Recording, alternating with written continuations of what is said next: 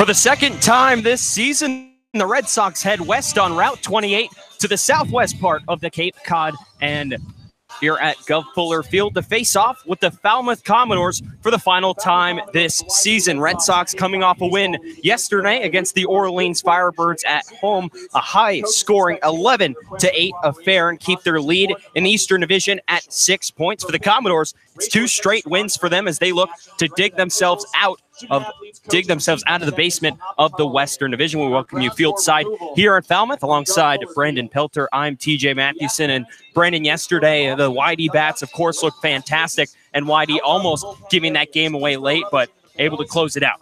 Yeah, and for YD, I mean, in an 8-inning affair, that game got close after jumping out to the big 5-0 lead. The Firebirds started to claw their way back, and Andrew Dashbach, the 2-run home run in the 8th, which wasn't the go-ahead run because we didn't play a 9th inning, still made it look just a little bit better. And they traveled to Falmouth today to face a team that, after a 2-8 start, now rebounded for third in the Western Division at a 13-13-1 record. YD 6 points clear of the field in the Eastern Division at 15-8-4. Here's the diamond that the Red Sox will put out today, led by their manager, Scott Pickler. Leading off at second base, it will be David Hamilton. Batting second at first base today, Johnny DeLuca. Batting third, the left fielder, Quinn Cotton. Batting fourth will be the right fielder, Reese Albert. Batting fifth, the center fielder, Brad Beasley. Batting sixth, the shortstop, Christian Koss. Batting seventh, the third baseman, Nick Quintana. The designated hitter, Zach Zubia, will bat eighth. And rounding out the 9 will be Matt Dyer. And then on the mound for the Commodores, and we'll face them here in this first frame, and it'll be Will Etheridge out of Old Miss. A bit of a new look lineup for these Red Sox. A couple of guys playing out of position from what they traditionally have played. Johnny DeLuca over at first. We're seeing Brad Beasley, first action of the summer over at first base, in center field. Excuse me. Etheridge still throwing his warm-up tosses. Etheridge making his 4th appearance, second start so far in his first start of the season. Lasted 3 2/3, gave up 5 runs on 4 hits. And so far it's been tough goings. 13.5 ERA in those 3 appearances. He's only gotten through 5 1/3, so looking to lower the ERA and give his team a winning chance tonight to keep climbing the ladder in the West Division. Throws his final warm-up pitch, and David Hamilton will stride to the plate for the first time today and get this ball game underway. This past spring at Ole Miss, Etheridge, a 3.91 ERA in 26 appearances through 50 2/3. So here's the Texas Longhorn, David Hamilton. 0 for 1 in a pinch hitting appearance yesterday. Batting leadoff for Scott Pickler's ball club today. Etheridge out of the windup. Here's the first pitch. That swung on and rocketed out to left field, but coming on is left fielder Will Brennan. He's there to make the catch for a quick out number 1 on David Hamilton. Here's the defense for the Commodores. Out in left field, that is Will Brennan. Center, Austin Langwether, and out in right, it will be Matt Wallner. Across the infield, Maverick Hanley at third, Cameron Kennan at short, Hayden Cantrell at second, and Kyle Stowers over at first. Herbert Iser doing the catching for tonight. I really like that swing there from David Hamilton, struggling a bit, but certainly gave that one a drive. Here's a guy who's not struggling at all, and that's Johnny DeLuca from the left side. First pitch from Etheridge, misses high and outside for ball 1. DeLuca almost a check swing, and he did not go around. Some boos coming from the Falmouth side of the field. Fans lining the bleachers in the hill on that first base side. 1-0 catches the inside corner. That evens up the count at 1. Umpires for tonight's ball game: Bill Fisher behind home plate, Joe Peters at first, and Tom Carey over at third. Out of the windup, here's the 1-1. Swung on and fouled straight back by DeLuca. Etheridge now ahead in the count, 1-2.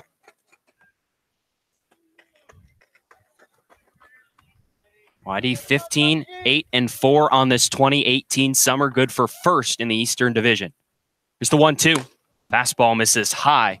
Evens up the count at 2 balls and 2 strikes. And for Falmouth, a 2-8 start on the summer, really struggling offensively. Still really struggling offensively, but managed to scrape some wins together, bring the record to 500. The windup, here's the 2-2. Swung on a line out into the left center field gap. Coming on is Brennan. That will drop on in front of him for a base hit. Johnny DeLuca stays red hot at the plate and reaches first with one out. That ball not crushed by any stretch off the end of the bat, able to lift it over the head of the shortstop and dunk it in to left field. So here's Quinn Cotton, guy who's usually penciled in the cleanup spot in Scott Pickler's lineup, but today with Andrew Dashbach sitting out, it'll be Cotton. Moves up to the 3-hole. Now DeLuca leads off of first. Here's Wine. There he goes from first. Swing and a miss by Cotton. Throw down to second is in time. DeLuca caught stealing. No argument from him as he'll jog back to the third base dugout. Great throw by Herbert Iser behind home plate. And I think we actually at home plate had the interference call anyway, so regardless, that's an out at second if that throws in time or not. So DeLuca erased off the base paths. Now Cotton bats with 2 outs. Etheridge stares in out of the windup right over the top of his glove. Here's the wind in the 0-1. Swing and a miss by Cotton. The count now 0-2. Cotton looking to do some damage with that swing. Wind with the flag out, lining the first base line about 50 feet past the Falmouth dugout, blowing out towards left field. 0-2, fouled straight back by Cotton, and we'll do it again in 0-2. Cotton yesterday 2 for 5 with an RBI and leading this Red Sox team in hits with 29 on the summer. Out of the wind, here's the 0-2. Chopped towards the middle of the infield. Over is the shortstop, Cameron Cannon. He can't get it. That one finds a way into center field for a 2-out base hit from Quinn Cotton, and the inning will continue for Reese Albert. Well, that's one of those instances. Doesn't matter how you hit it, but where you hit it. Chopped it right back over the second base bag, and no play to be made by the middle infielders. So here's Reese Albert, a chance to keep the inning going for YD. Step in from the left side, 0 for 2, a run scored yesterday, and a 340 average to his name so far. Etheridge set right at the belt. Now with Cotton leading off of first. First pitch swinging a liner right at the shortstop Cannon. He's there. He has it. Snags it right at his head level for out number 3. 2 hits for the Red Sox in the first inning, but they can't cash in. We head to the bottom of the first. No score from Gulf Fuller Field and Falmouth. You're listening to YD Baseball on the Cape Cod Baseball League Network.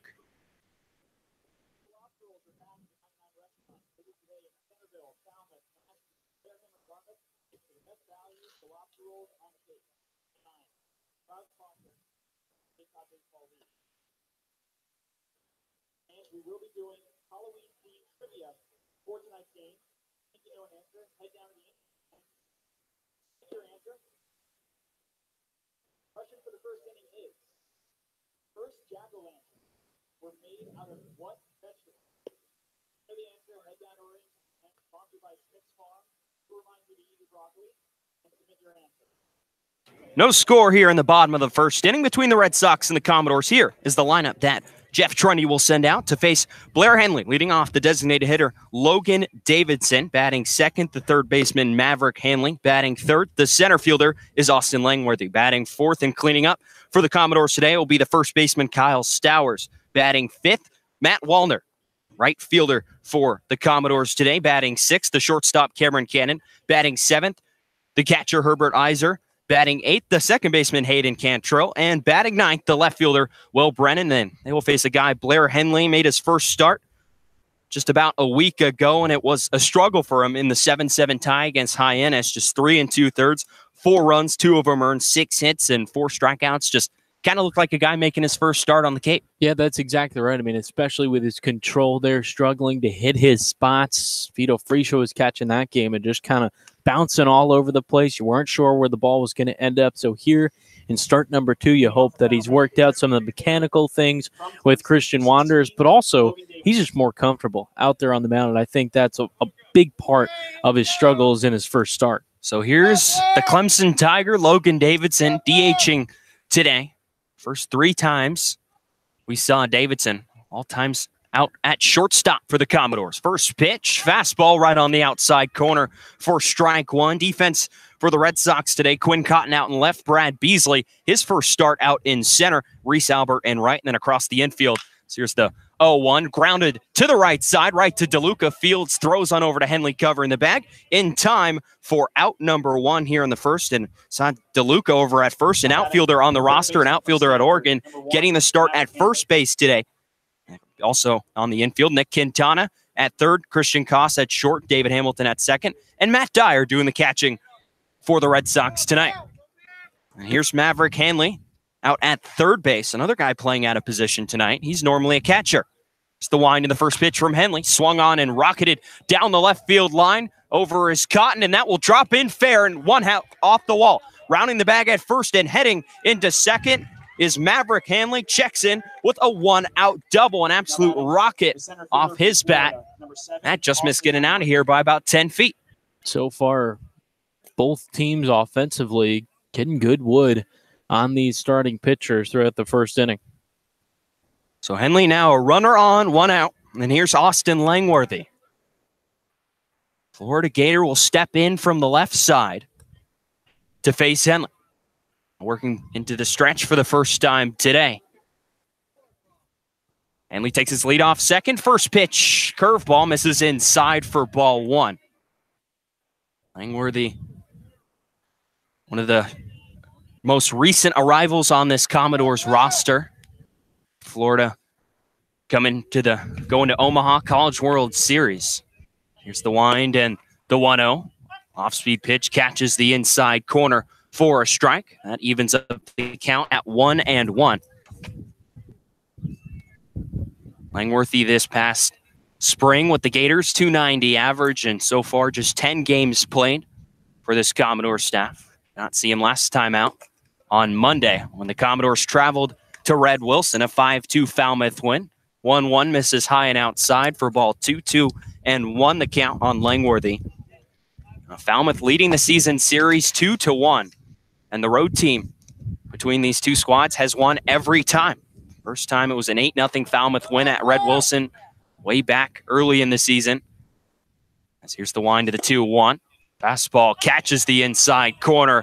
Henley evens up the count at 2-2. More groans from the Falmouth dugout. Henley working his way back into the count. And then YD came here and won at Gov Fuller, 1-0. Beautiful pitching performance by Brant Herter in that one. It's the kick in the 2-2. Swung and lined out to Christian Koss at shortstop. He has it. Throws on over to first in time for out number 2. Advancing to third on the throw is Maverick Hanley. And there's 2 down. Now batting the first baseman from Stanford. So now here's Kyle Stowers. Another outfielder playing first base today. He's also listed on this Falmouth roster as an outfielder, but he's getting a start over at first today. So he'll bat in from the left side. Had a couple of hustle doubles Monday against these Red Sox. Just giving them all sorts of trouble on the base paths. First pitch, curveball misses inside for ball 1. It just hits that would land in front of Zach Ashford in center field. Ashford playing so deep that Stowers just turned on the wheels and headed into second. Caught the Red Sox sleeping a couple times. Henley behind in the count, 1-0. The kick sears the 1-0. Lined out into right field. That'll drop for a base hit. Coming home to score is Hanley. Stowers checks in at first base with an RBI single, and Falmouth strikes first here in the first inning. It is 1-0 Commodores. Another laser off a Commodore bat. The lefty Stowers just turning on that pitch, lining it into right field. That'll get the job done with 2-way here in the first. So here's Matt Wallner. In the first inning of that game on Monday, deposited a pitch over the right field fence at Red Wilson Field for a home run. That was an absolute no-doubter. Now stepping to the plate, 2 outs, runner on first. That is Stowers, a run in for Falmouth. It's the wind of the first pitch, chopped over to Johnny DeLuca at first. He's got it. Go to the bag himself for out number 3 here in the first, but not before Falmouth strikes first. Kyle Stowers, an RBI single to give Falmouth an early 1-0 lead. We head to the second, 1-0 Commodores. You're listening to YD Baseball on the Cape Cod Baseball League Network.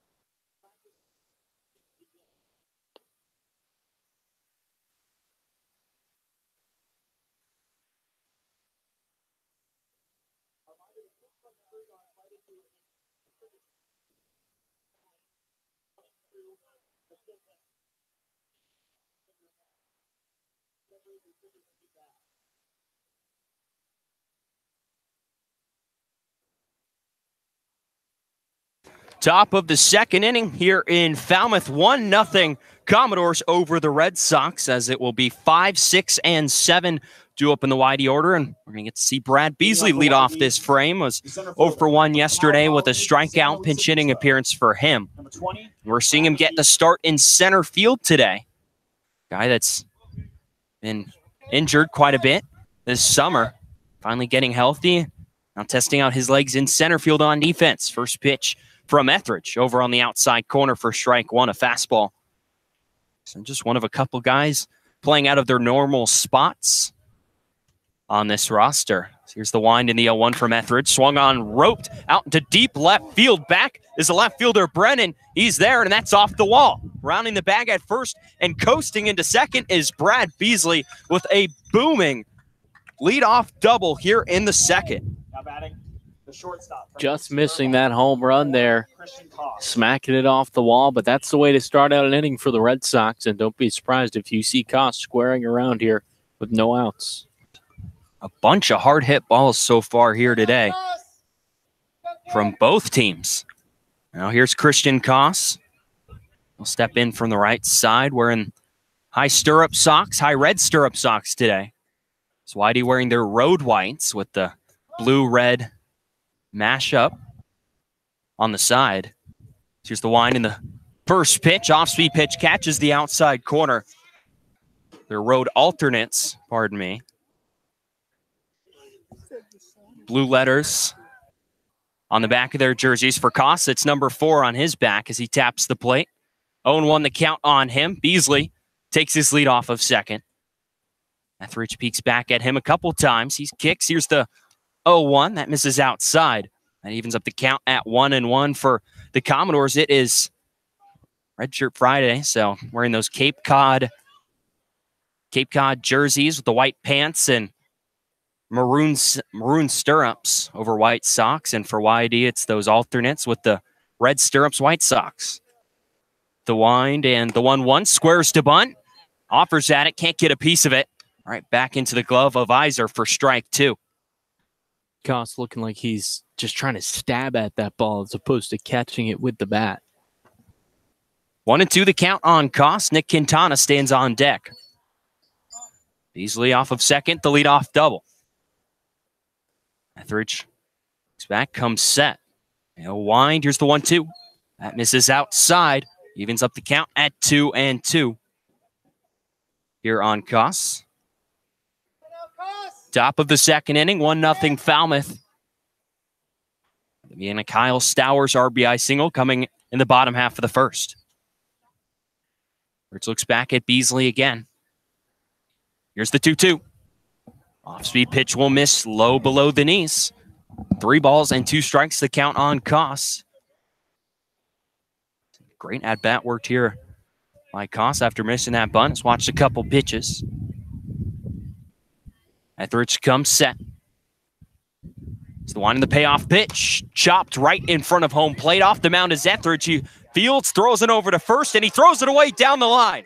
Coming home to score is Beasley. Advancing to second is Christian Koss. And YD takes advantage of the defensive miscue by the Commodores and tie this game up at 1. Well, trying to bunt earlier in this count with 2 strikes, not able to do so, but essentially the same thing happening there. The swinging bunt out in front, and Etheridge not able to handle the throw, so the run comes across on the E1. So it's going to be a single and an E1 for Koss. So here's Nick Quintana will step in. Koss will replace Beasley over at second base. Etheridge looks back at Koss a couple times. Here's the first pitch to Quintana. Fastball catches the outside corner for strike 1. Quintana, this is his first action since last Sunday at Chatham, July 8th, that being a 10-1 YD victory. The right-handed third baseman from Arizona steps in for the 0-1. Swing and a miss at a high fastball. And Quintana quickly behind 0-2. Taps the bat on his right foot. Will stride back in the box. Place that right foot right on the back white chalk of the right-handed batter's box as Etheridge comes set. Donna waves that bat around above his head. Rich winds. Here's the 0-2. Fastball misses way high. Trying to get Quintana of chase, and the third baseman laid off of it. It's now 1-2.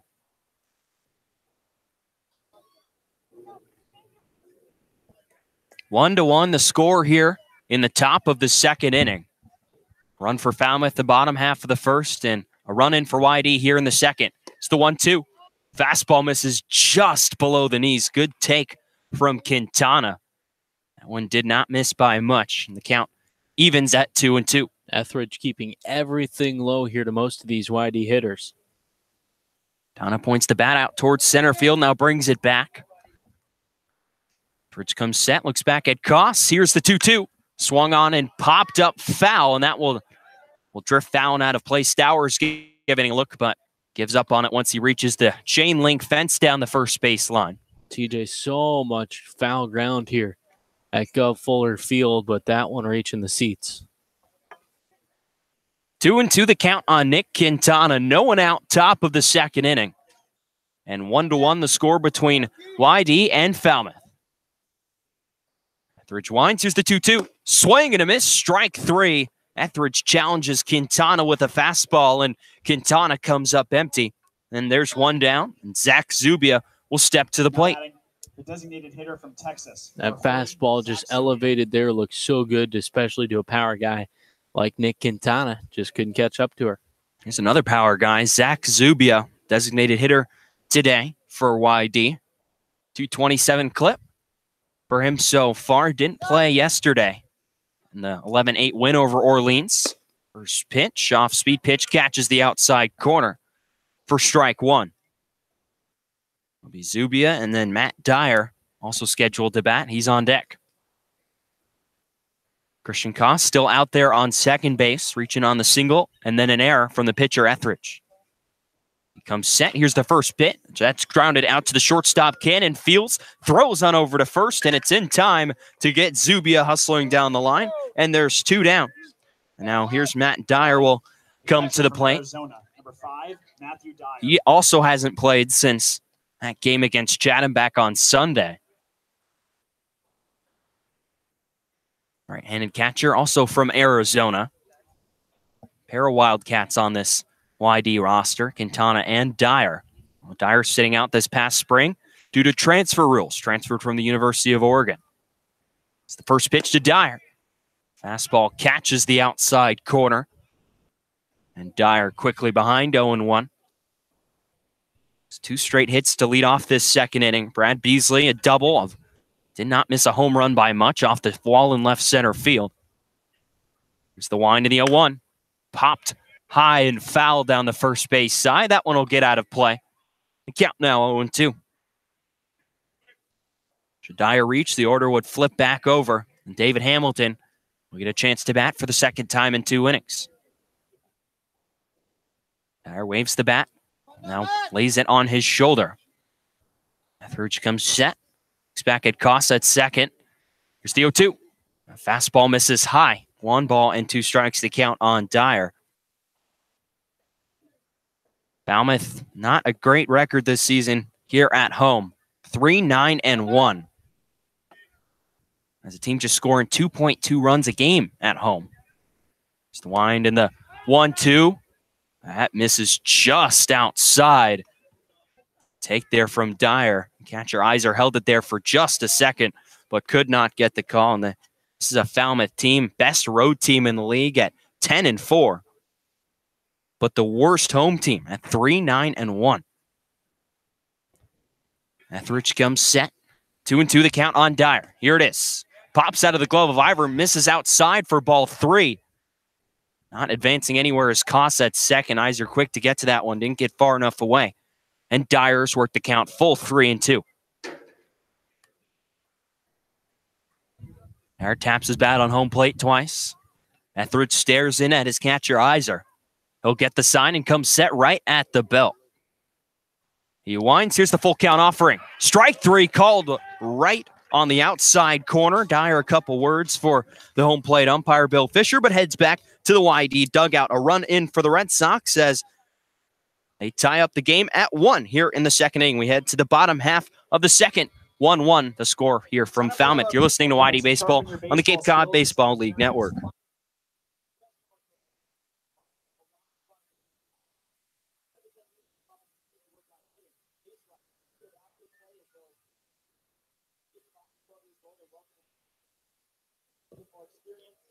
Take 11 to 14 and welcome to join our elite clinic. Clinics run most Tuesdays and Fridays through August 2nd. So please on our website. One or more of the remaining sessions. Did you know 100% of the funding for the Falmouth Commodores comes from the policy of the field match, including the 50-50? Tickets will be entered in the drawing to win one of the thousand prizes generously donated by our local merchants. Both half of the 50-50 sales tonight. $1,000. There's particular surprises donors listed at the end. Our 50-50 raffles help keep summer baseball here in the Falmouth. To help, try out for our coming around now. This will also be purchased at the end by Smith Farm. Who reminds you to be can't wait if you don't play. Prizes will be announced. Once again, second inning trivia question for tonight. In what century did the practice of trick-or-treating begin?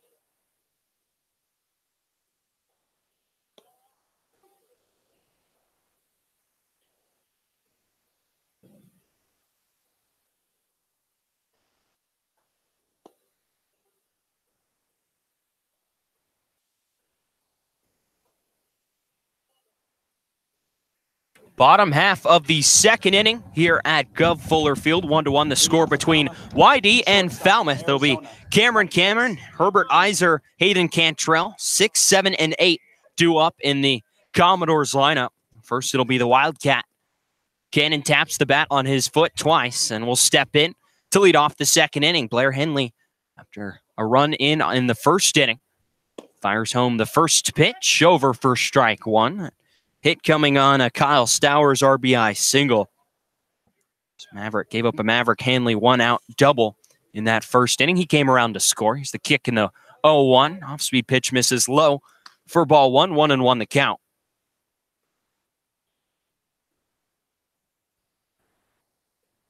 Hanley looks in at Dyer, gets the sign. Here's the 1-1. Swung on and lined out past David Hamilton at second base and into right center field for a base hit. Rounding the bag at first and staying right there is Cannon as Albert out in right field, able to get that ball in quickly. A leadoff base hit for the Commodores. That'll bring up Herbert Iser.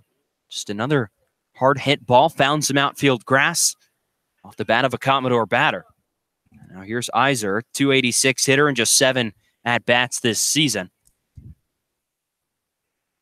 Henley right back in the stretch as he was for a lot of the first frame. First pitch misses inside with an off-speed pitch for ball one.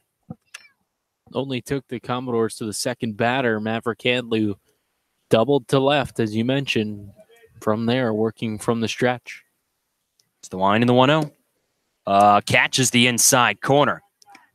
Nice curveball there from Blair Henley. That evens up the count at 1-1. Iser, the left-handed batter, will step back in, holds bat up over his head. It's the 1-1. Swing and a miss. Pulled the strings on an off-speed pitch right there. Henley bounces back, now ahead in the count. 1 ball and 2 strikes. Cannon leads off of first. Stares in at Henley, who gets a sign from Matt Dyer behind home plate.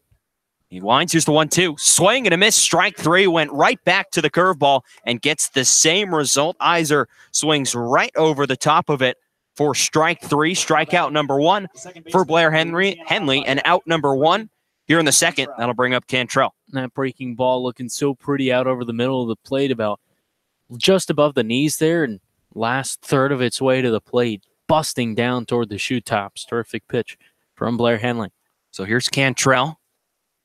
Freshman from Louisiana Lafayette. First pitch swinging a rocket down the first base line, but it hooks foul into the stands way down that right field line. These Commodores are swinging first pitch, and they're getting stuff that they like. That ball there from Cantrell hit hard, but He was well out in front of that. Just a 154 hitter so far this summer, but has walked more than he struck out. 0-1 over on the inside corner for a quick strike. 2 no balls and 2 strikes to count on Cantrell. Also 6 stolen bases to his name so far. With time with Kyle Stowers for most on the ball club. It's the wind and the 0-2. Fastball misses high. No throw down to first base. Dyer pump fake down that way, but Cannon back in plenty of time. You would think if Dyer able to pick off Cannon over at first, they'd be able to talk a little trash when they get to spring, fall ball at University of Arizona, both members of the Wildcats. Here's the 1-2. Off-speed pitch, misses just outside. Bill Fisher behind home plate said that one was outside. You can hear him talking from our point on the third base side, of home plate. Count evens up at 2-2. Cannon takes his lead off of first. Here's the 2-2 from Henley. Swung on and lofted out into shallow right field. Coming in is Albert. He's there. He'll make the catch for out number 2. Retreating back to first base is Cameron Cannon. There's 2 down, and now we'll get to see Will Brennan stride to the plate for the first time today. The 9-hole hitter for this Commodores lineup. 222 hitter on the summer. 2 for 4 yesterday in Falmouth's 4-3 win over the Hyannis Harbor Hawks. I think Etheridge doing a nice job here, battling back in the second inning after allowing run in the first and the leadoff man aboard in the second. Henley winds. Here's the first pitch. Off-speed pitch. Catches the knees right on the outside corner for strike 1. Henley a little more aggressive with his pitches. Gave off that single to Cameron Cannon to lead off the frame. He's gotten 2 outs since then. A strikeout and a flyout. Out and away from getting out of this inning. Comes set again at the belt. Brennan the batter is ready. Here's the 0-1. That's chopped foul down the third base side. That will drift towards the YD bullpen. Fielded by some kids down that left field line on the hill. The count now 0-2. Good spot to be for the ball game. Away from the big crowd.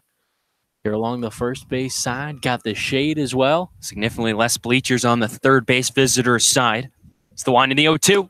Fastball misses high and away for ball 1. 1-2 the count.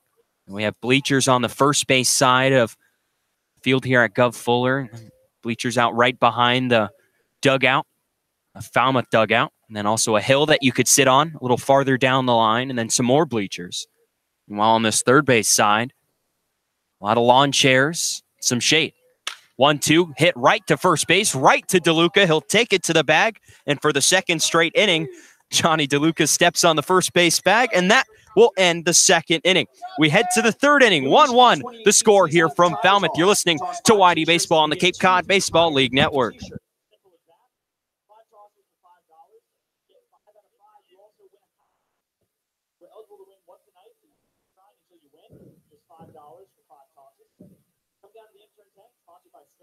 Who reminds you to eat your broccoli. Try your handed tire toss. Your age will determine how close you stand to type. Pitching is not your thing, then try the bag toss. Some call it bago, others call it cornhole, but whatever you call it, $25 gift card, UConn's very own Black Dog. Each toss is for $2. The younger you are, the closer to the board is the tossing point will be announced in the 8th inning. Fans want to upgrade your view to the best view in the house, but head down to the entrance tent and frozen at the top of the sports shack. Rental is just $25 per person for the game. The answer to the second inning trivia question. Trick-or-treating practice that began in the 16th. Third inning question. What was the most popular Halloween costume of 2017?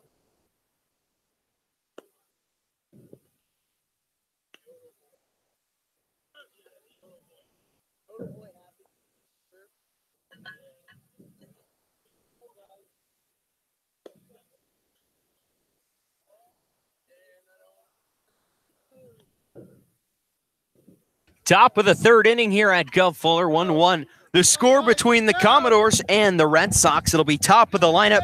Due up for YD, David Hamilton, Johnny DeLuca, and Quinn Cotton. Lead off the ball game. Hamilton flew out to left field, and Will Brennan He'll step in for the second time in 3 innings to start the third frame. Well, Etheridge out for his third inning of work. Stares in at his catcher, Herbert Iser. He's the wind in the first pitch. Swung on and hit to the right side. A diving stab by Stowers over at first. Gets up fields, throws on Etheridge at first. Not in time to get Hamilton down the line. It looked like for a chance, Stowers diving to his right would have a play on Hamilton. Etheridge, though, covering the bag, not able to handle the toss from Stowers. And Hamilton reaches over at first. Well, speed kills. No doubt about that. And David Hamilton taking full advantage here. Heck, I think even if that throw is made, he's still on that first base bag. So Hamilton in his tied for the lead, 10 steals, leads off of first base. Here's Johnny DeLuca singled back in the first. It's the line in the first pitch, chopped foul right off the right foot of Johnny DeLuca for strike 1. Heck, how many pitches before we see David Hamilton take off, TJ? I was surprised he didn't go on that first pitch. Especially with DeLuca at the plate, as hot as he is, you don't want to risk an out on the base paths. We'll see what Scott Pickler decides right here. Hamilton takes his lead over at first, kicks a little dirt. It's the wind and the 0-1. That's popped foul out of play behind home plate, and the count quickly 0-2 on DeLuca. Now's a time where you think if it's a ball in the strike zone, Cook give that sort of hit and run. Help DeLuca protect and David Hamilton get moving on the base paths. Etheridge comes set right at the belt. It's the wind and the 0-2. Fastball misses high. 1-2 the count on DeLuca. Man, 3 pitches and no movement from David Hamilton over at first. It's a guy leading the league. 10 stolen bases, tied with Greg Jones of the Chatham Anglers. Etheridge set again. Here's the 1-2. There goes Hamilton from first. Grounder out to the second baseman, Cantrell. Fields throws on over to first in time to get DeLuca. No chance to get Hamilton heading to the bag at second. So he will advance on the 4-3 putout. That'll bring up Quinn Cotton. That's the perfect time to call the hit and run there. 1-2 count. Think Etheridge is going to come right at him. You put Hamilton in motion, and DeLuca able to get that ball on the ground doing his job. Put the pressure on the defense to move into the right spots and make the right play. So now Hamilton takes his lead off of second base with Quinn Cotton standing at the plate. Here's the first pitch. Fastball catches the inside corner for strike 1. Cotton had a single back in the first inning as well. One of 5 hits already for this Red Sox lineup. Enter the day first in the Cape in batting average. They continue to just churn out base hits. Which looks back at Hamilton. No one holding him on. Lined in the 0-1. Lined right out to second base. Cantrell again. Fields throws on over to first in time for out number 2. Hamilton scooting all the way over to third base. Cantrell didn't even look at him. And now there's 2 down, and Reese Albert, for the second time today, a chance for 2-out RBI. For Cantrell there, I mean, certainly on the right side of the infield, no play at third, but he went down to a knee, and I think for a second wasn't sure if he gloved that ball. Looked in, there it was. Hamilton leads from third. First pitch to Albert, misses down and inside for ball 1. Hamilton led off this third inning, infield single, able to make it all the way around to third base. You'd hate to see him wasted there leading off the inning. Here's the wind in the 1-0. That one's lined foul down the third base side and out of play. Evens up the count at 1-1. That's just the perfect guy you want to have on base to start an inning. All that speed, the league lead in stolen bases. We saw Pick with the bold strategy, having the hit and run going. Etheridge set, looks back at Hamilton at third. Here's the 1-1, catches the inside corner for strike 2. 1-2 the count on Albert. Etheridge and out away from stranding the leadoff base runner over at third. So he'll stare in, hold that glove right at his chest level. Now comes set, right above his belt. Here's the 1-2. Fastball misses high and away. Ball 2, 2-2. The count on Albert. Etheridge quickly right back on the rubber. Stares in at his catcher, Herbert Iser, behind the plate, giving the signs for the Commodores tonight. Here's the 2-2. Swing and a miss. Strike 3. Albert swings right over the top of an off-speed pitch from Etheridge. That leaves Hamilton stranded over at third to end the inning. we head to the bottom half of the third. 1-1 the score from Gulf Fuller Field. You're listening to YD Baseball on the Cape Cod Baseball League Network. We would like to recognize and thank the sponsors who support the Cape League and the Tennis. Our corporate sponsors are the financial backbone of the league. With their support, we're able to serve our long-standing tradition of providing the best family entertainment on Cape Cod. On behalf of the YD Red Sox, the Falmouth Commodores, league officers, and the entire Cape League family, I'd like to recognize and thank our 2018 corporate sponsors. Yawkey Foundation, Data Bars Inn, Curry College, Cape Cod Healthcare, 99 Restaurants, Coca-Cola Bottling of Cape Cod Potato Chips, Cumberland Farms, Baseball Factory, Badger Sport, Cape Island License Plates, 47 Brand, Cape Cod 5-cent Savings Bank, Stop and Shop, Pod, Ethan Watson.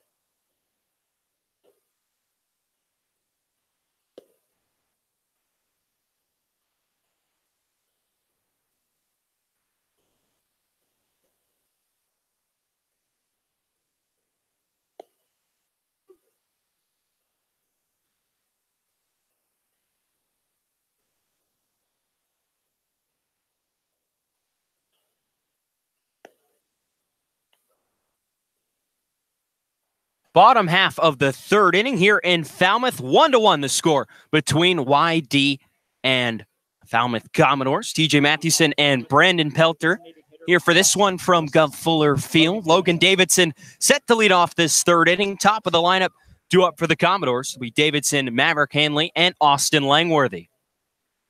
Davidson will step back in from the left side. He grounded right back to Henley to start this ball game back in the First pitch, swing and a miss right over the top of an off-speed pitch from Blair Henley for strike one. A pair of hits and a run back in the first inning for the Commodores, and Henley's kept him off the scoreboard ever since. 0-1, swing and a miss by Davidson, quickly behind in the count, no balls and 2 strikes.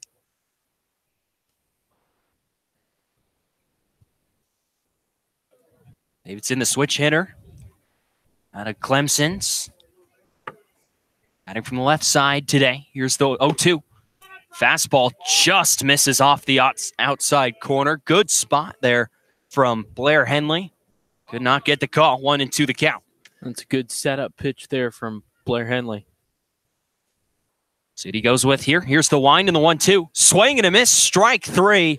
Goes to an off-speed pitch right there and has Davidson fooled.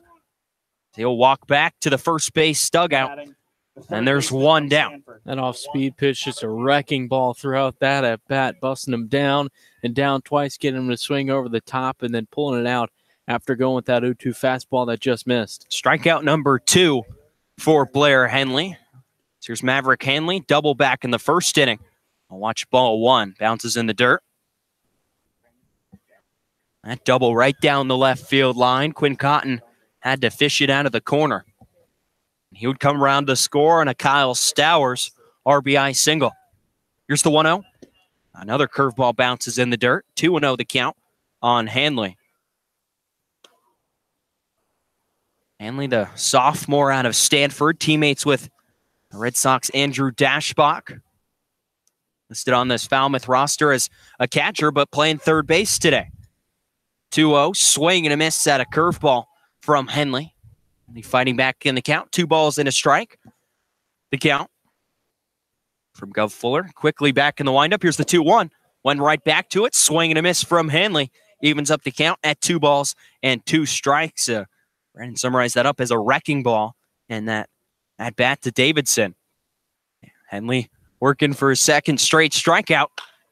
It's the 2-2, grounded out to the shortstop, Christian Koss. Fields throws it over to first in time for out number 2. There's 2 down here in the third, and that'll bring up Austin Langworthy. He grounded out his first time up as well. I think Christian Koss over there at short has really settled down a bit. It's been moving around the infield for YD, and at times this season struggled with errors, led the team. Now he's starting to get into his own, made some nice defensive plays last night.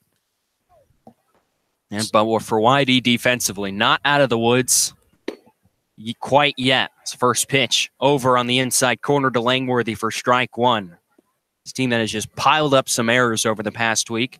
A Cape leading 52 errors and the worst fielding percentage So here's the 0-1, chopped up the middle. Fielding it is Koss, throws on over to first in time for out number 3 here in the third. No errors right there from the Red Sox as they get through the third inning unscathed. We head to the top of the fourth, 1-1, the score here from Falmouth. You're listening to Whitey Red Sox Baseball on the Cape Cod Baseball League Network.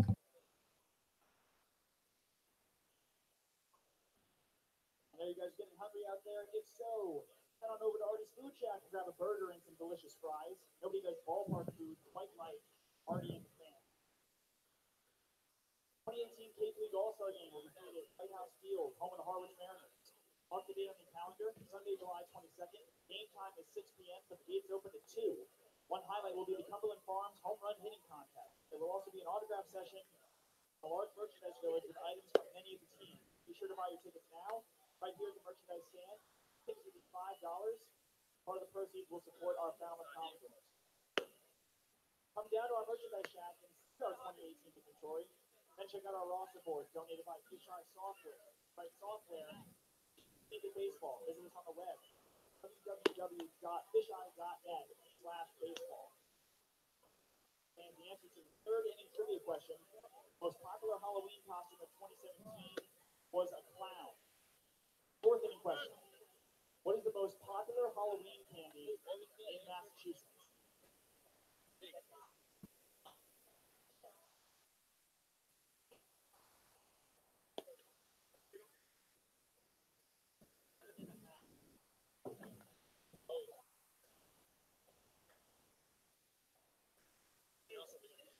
Top of the fourth inning here in Falmouth, all tied up at 1 between YD and the hometown Falmouth Commodores. It'll be Brad Beasley, Christian Koss, Nick Quintana due up here in the top of the fourth. And it was Beasley who hit an absolute frozen rope out to the left center field gap that banged off the wall, just missed hitting his second home run of the summer. So he'll step in for his second time today. First pitch, swing and a miss from Etheridge.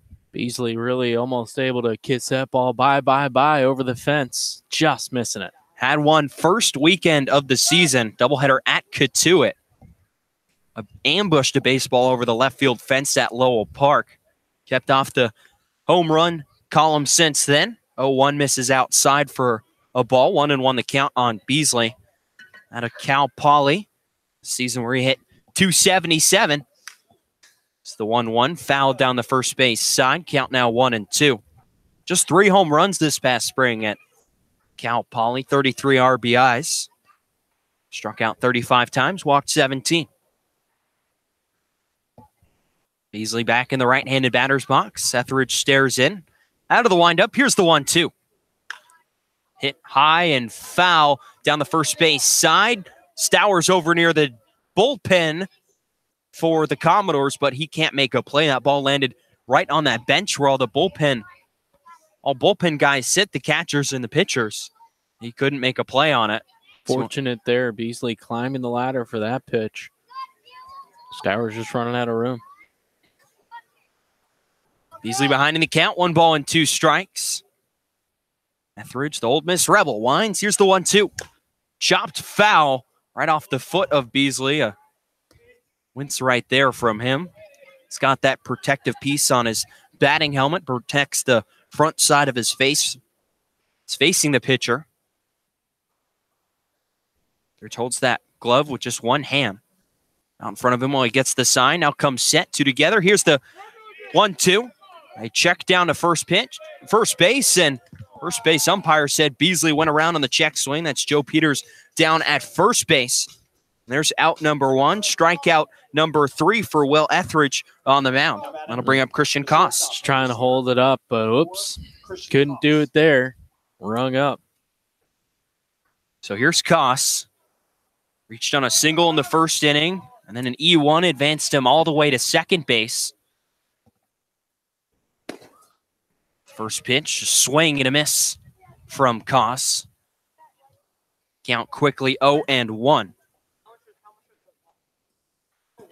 Koss was left stranded on the base paths in that first inning. Brought home Brad Beasley, though, for the first run of the day. 1 popped foul and out of play, and the count quickly. No balls and 2 strikes. The count on Christian Koss. 1-1 the score here from Falmouth between YD and the Commodores. Here's the kick in the 0-2. Swan in line, just foul down the first base side. That one had a chance to stay fair, kind of hugging the fair line, but an absolute rocket and some spin on it. Hooked it into foul territory. Hey, Dan Jaffe over at first base, coach for YD, hoping that ball, trying to push it fair. Couldn't quite do so. No balls, 2 strikes. The count on Koss. Here it is. Swung and chopped to the left side of the infield. Fielding it is Hanley. Long thrown over to first. That's thrown off the bag, and Koss with a dive. And they'll call him. He's safe over at first base. A wild throw from Hanley at third allows Christian Koss with a head-first dive into first base. And they're going to rule that a hit for Koss. Another infield single for him. That'll bring Nick Quintana. You catch Handley going back a little awkwardly. Had to set and throw as Koss hustling up the line. Heck, it almost looked like Koss tripped over the first base bag. So 1-on-1 down here in the third. First pitch to Quintana, ripped into left field for a base hit. Rounding second, heading towards third is Koss. The throw in is cut off, going right into second base, cut off by Cantrell over there.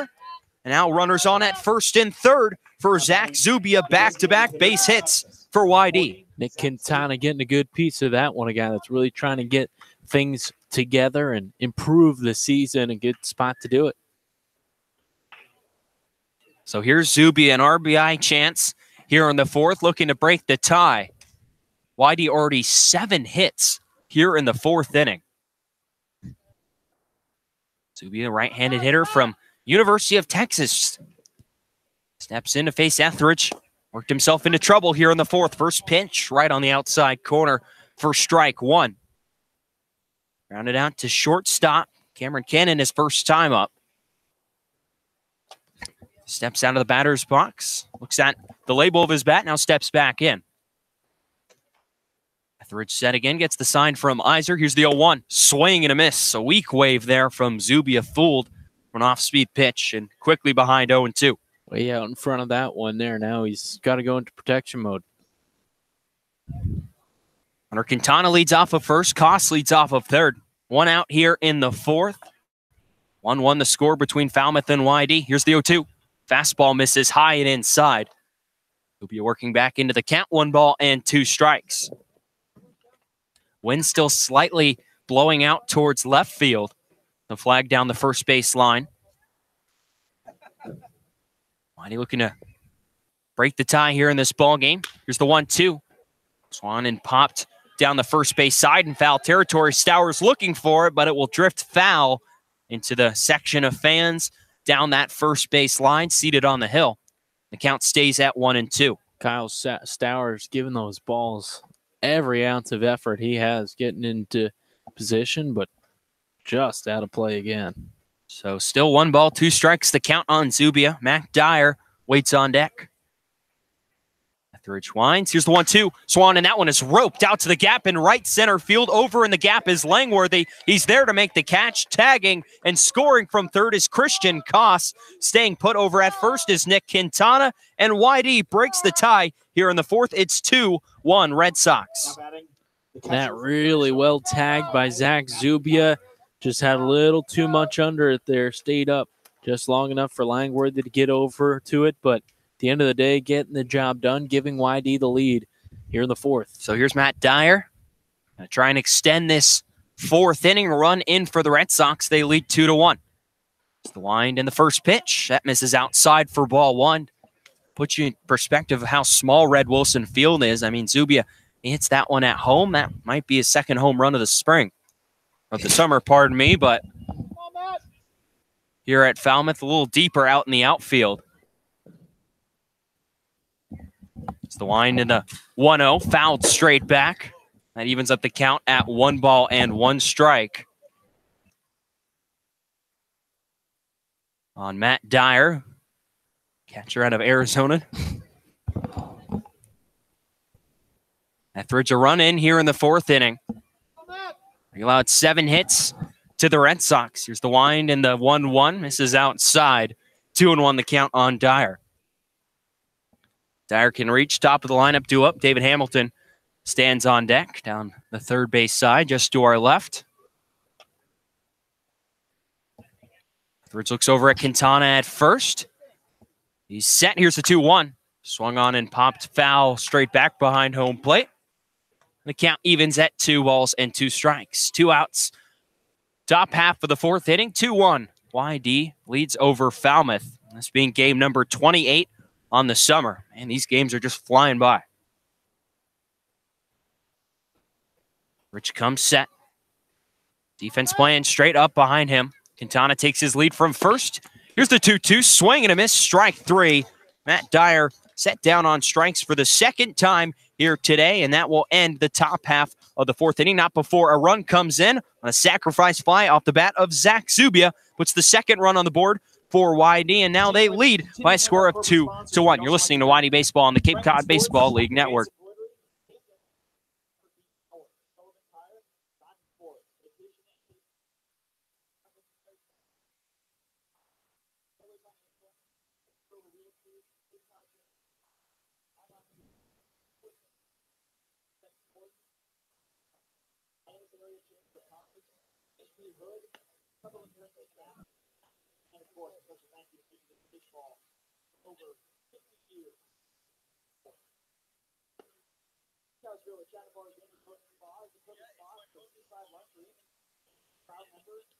Hotels of the world. Coca-Cola bottles of Cape Cod. Thank you for supporting the Cape Cod Baseball League and for refreshing yourself with ice cold Coca-Cola products.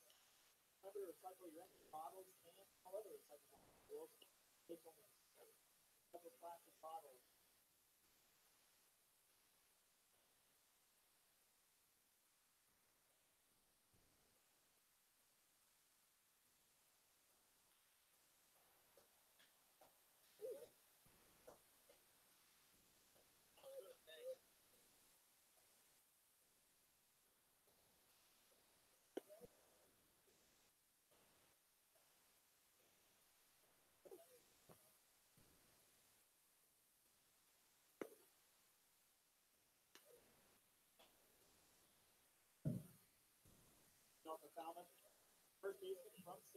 Bottom of the fourth inning here from Falmouth. 2-1 YD with the lead over the hometown Commodores. YD getting a run back in the top of the fourth inning to take the lead. It's the Commodores. RBI sac fly from Zach Zubia. First pitch to Kyle Stowers. Swing and a miss for strike 1 from Blair Henley. Stowers, who had an RBI single back in the first inning, plated the only Falmouth run of the day. 0-1, swing and a miss. Fooled by an off-speed pitch right there. Quickly, no balls and 2 strikes, the count on Kyle Stowers, sophomore out of Stanford. Henley, the Texas Longhorn, stares in. Now to the windup, here's the 0-2. Fastball misses high and away for a ball. 1-2, the count on Stowers. Guy that has been just a rock in the middle of this lineup for the Commodores. Team that's really struggled offensively, but Stowers can't say the same. 1-2, misses outside for ball 2. Evens up the count at 2 balls and 2 strikes. Thank you for joining us here at Gulf Fuller Field from Falmouth. Here's a 2-2, swing and a miss. Strike 3 from Stowers. Dropped by Matt Dyer behind home plate, but comes to the inside alley to first. Throws on down to first in time for out number 1 here in the fourth. Strikeout number 3 for Blair Henley. All of them swinging so far. That'll bring up Matt Wallner, the right fielder. Again, we thank you for joining us here from Gulf Fuller Field on the YD Red Sox YouTube stream. TJ Matheson and Brandon Pelter here. Here's the wind in the first pitch to Wallner. Catches the outside corner with a fastball for strike 1. Of course, want to stay up to date with all the latest Red Sox news, articles, and more. Be sure to follow our Twitter page at YD_Red Sox. It's the wind in the 0-1. Swing and a foul straight back. I got a piece of Dyer. He's a bit shaken up. He's going to take a walk off.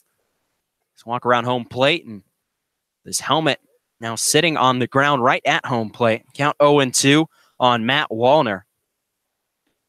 Also follow us on Instagram at YD Red Sox CCBL.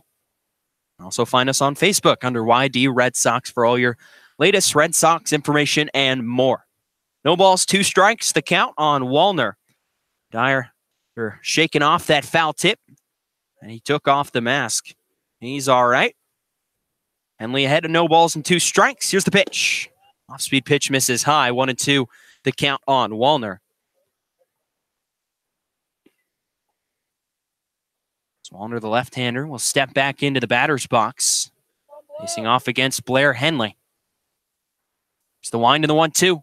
Swung on and chopped foul straight back, and the count will stay at 1-2 strikes. This past spring at Southern Miss, Wallner, a two-way player, believe it or not, 12 games. Started one of them, an ERA up near 8, but makes his money at the plate. 351 average and OPS over 1,000. Here's the 1-2, swing and a miss, strike 3.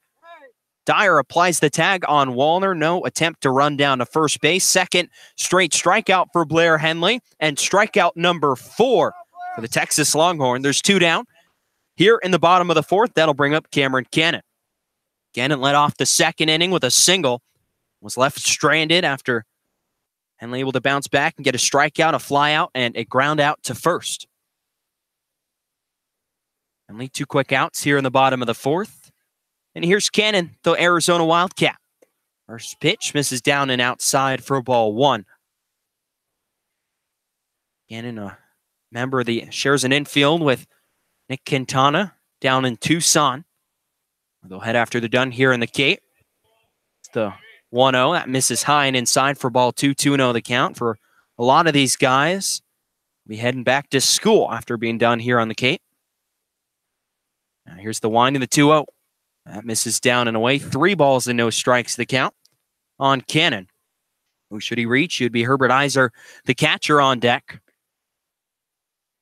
Of course, some schools have different times about when they start. 3-0 misses down and away for ball 4. Cannon, a 4-pitch walk with 2 outs. Here in the 4th, that'll extend the inning. Now Iser will step to the plate. A chance to keep this going. Sheds his knee pads over at the on-deck circle. Left-hander from Dallas Baptist will step to the plate. But there's some schools that start almost the end of September. First, myself, a Seattle native, notable University of Washington gets their school year underway around September 30th. Well, that means they don't get out until probably the middle of June. Here's the wind in the first pitch to Iser. Off-speed pitch misses outside for ball 1. Now Cannon, with the 2-out walk, takes his lead off of first base. Held on by Johnny DeLuca. There's the wind in the 1-0. That bounces in there, blocked by Dyer. 6 straight balls from Henley after striking out the first 2 Commodores to start this 4th inning. 2-1 lead for the road Red Sox. That's been the road team that has won every game in this series. This being game number 4, the final game between these 2 squads during the regular season. 2-0 bounces inside away from Dyer. Jogging down to second and making it in plenty of time is Cannon. That's ball 3. 3-0 the count on Herbert Iser. 7 straight balls from Blair Henley. A quick word out on the mound for Matt Dyer. Passes pitcher Blair Henley on the back and will jog back behind home plate. 7 straight balls from Henley, a walk, and now a 3-0 count on Herbert Iser. Henley trying to protect a 1-run lead. Right-hander comes set. Here's the 3-0. That misses down and away. Ball 4. 2 straight walks, 8 straight balls from Blair Henley. And now Christian Wanders, the pitching coach for YD, will take a stroll out to the mound to have a visit with Blair Henley, who's lost his command all of a sudden here in the 4th. For Falmouth, they got on the board first back in the bottom half of the 1st inning. RBI single from Kyle Stowers. YD would respond with an RBI single by Christian Koss. Actually, that run would come home on an error. It was Koss that reached on a single, and then a throwing error by the pitcher Will Etheridge down the first base line would allow Brad Beasley led off that 2nd inning to come around to score. And then back in the top half of the 4th inning, Zach Zubia, a sacrifice fly out to center field would score Christian Koss. And then Falmouth threatening here in the bottom half of the 4th inning. Runner on second, 2 outs. Runners on at first and second on back-to-back walks from Blair Henley.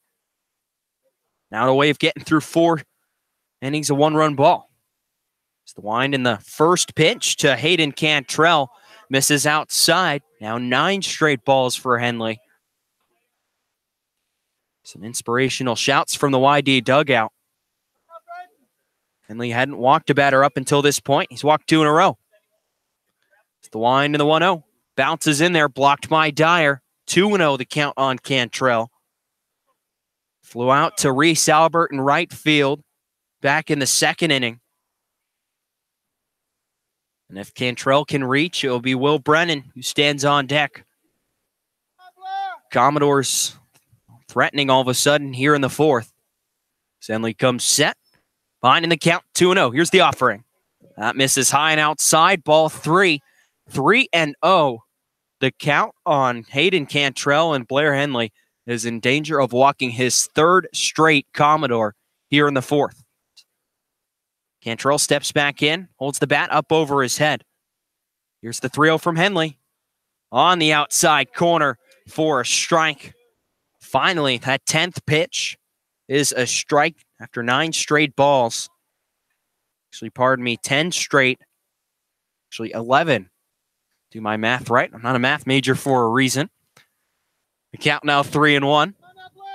Here's the one in the 3-1. This is outside, ball 4. Walk number 3 in a row for Blair Henley. Has walked the bases loaded, and the 9-man for Falmouth now due up. It's Will Brennan. Brennan, the Kansas State Wildcat, grounded out to Johnny DeLuca to end the second inning.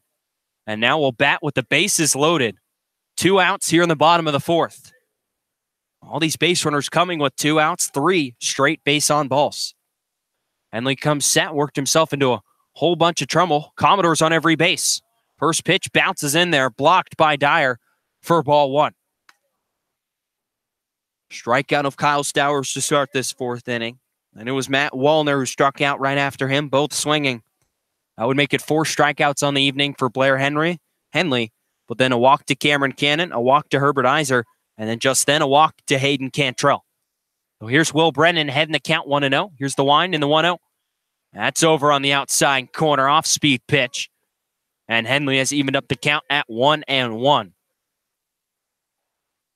For Winey, 2 runs on 7 hits through 4 innings. And then for Falmouth, a run on 3 hits and threatening for more in the bottom of the 4th. It's the wind in the 1-1. Swung and roped right down to Johnny DeLuca at first. He has it. He goes to the bag himself for out number 3. Second straight at bat that Will Brennan has grounded out to Johnny DeLuca to end an inning. And this one gets Blair Henley out of bases loaded trouble here in the 4th. We head to the top of the 5th. 2-1. YD leads over Falmouth. You're listening to Red Sox baseball on the Cape Cod Baseball League Network.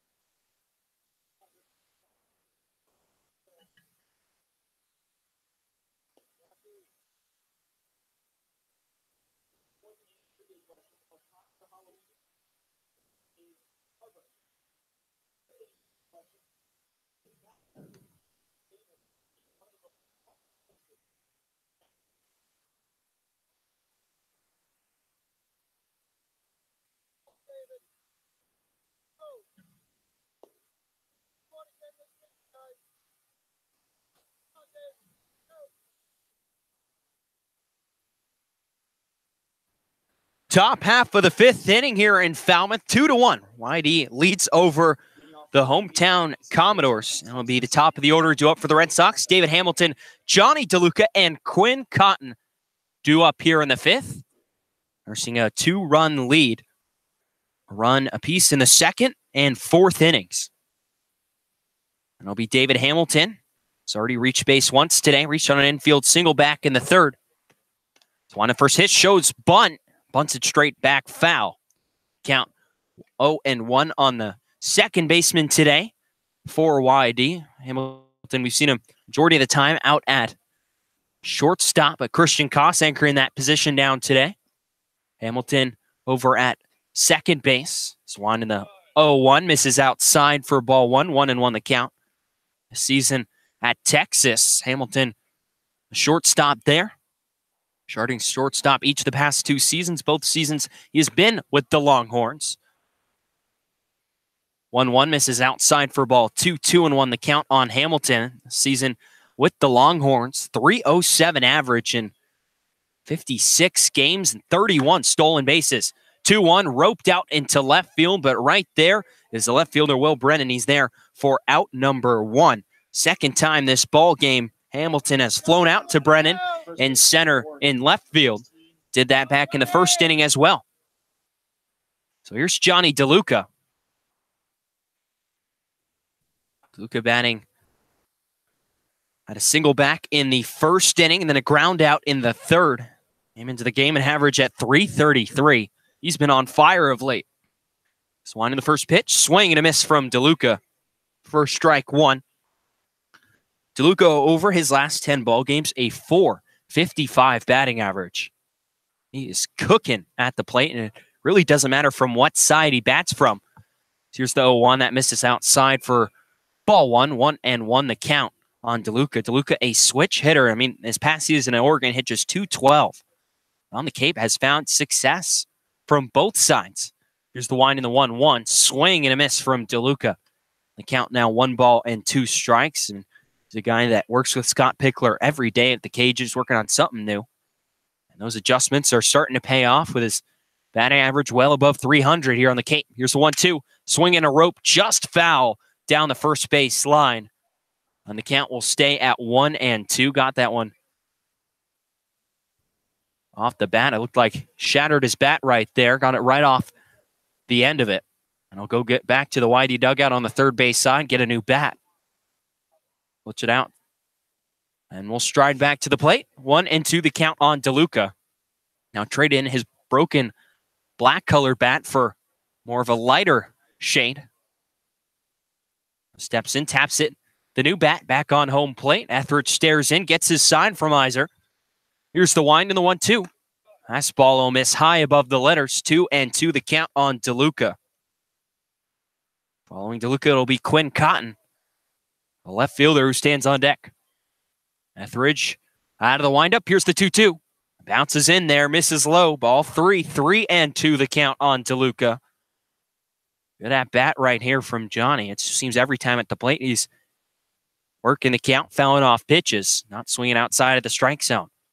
Bird stares in, gets the sign he wants. Out of the windup. Here's the 3-2. Swing and a foul tip. Dropped by Iser behind home plate. And DeLuca stays alive. That ball foul tip right back in the glove of Iser, but just couldn't hold on to it. Popped out and rolled back towards the pitcher, Etheridge. Now out of the windup. Here's the payoff pitch. Swung on in a line drive. Looper out into shallow right center field. It drops for a base hit right over the top of Hayden Cantrell at second base. And DeLuca checks in with a single. That one not hit hard at all. Cantrell got a bad read on it and had to scramble back and sort of leaped for it and ended up falling down and missing the baseball. So DeLuca, a 1-out bloop single, his second hit on the ball game. And now steps Quinn Cotton, who already has a hit today. Will bat with 1 out and coach out of the dugout for the Commodores. Some action out in that bullpen down the first base side for Etheridge, who's worked through 4 1/3 innings so far, allowing just 2 runs. That's going to be it for him. We're going to have a new pitcher in for the Commodores. Pitching change for Falmouth when we come back from the break.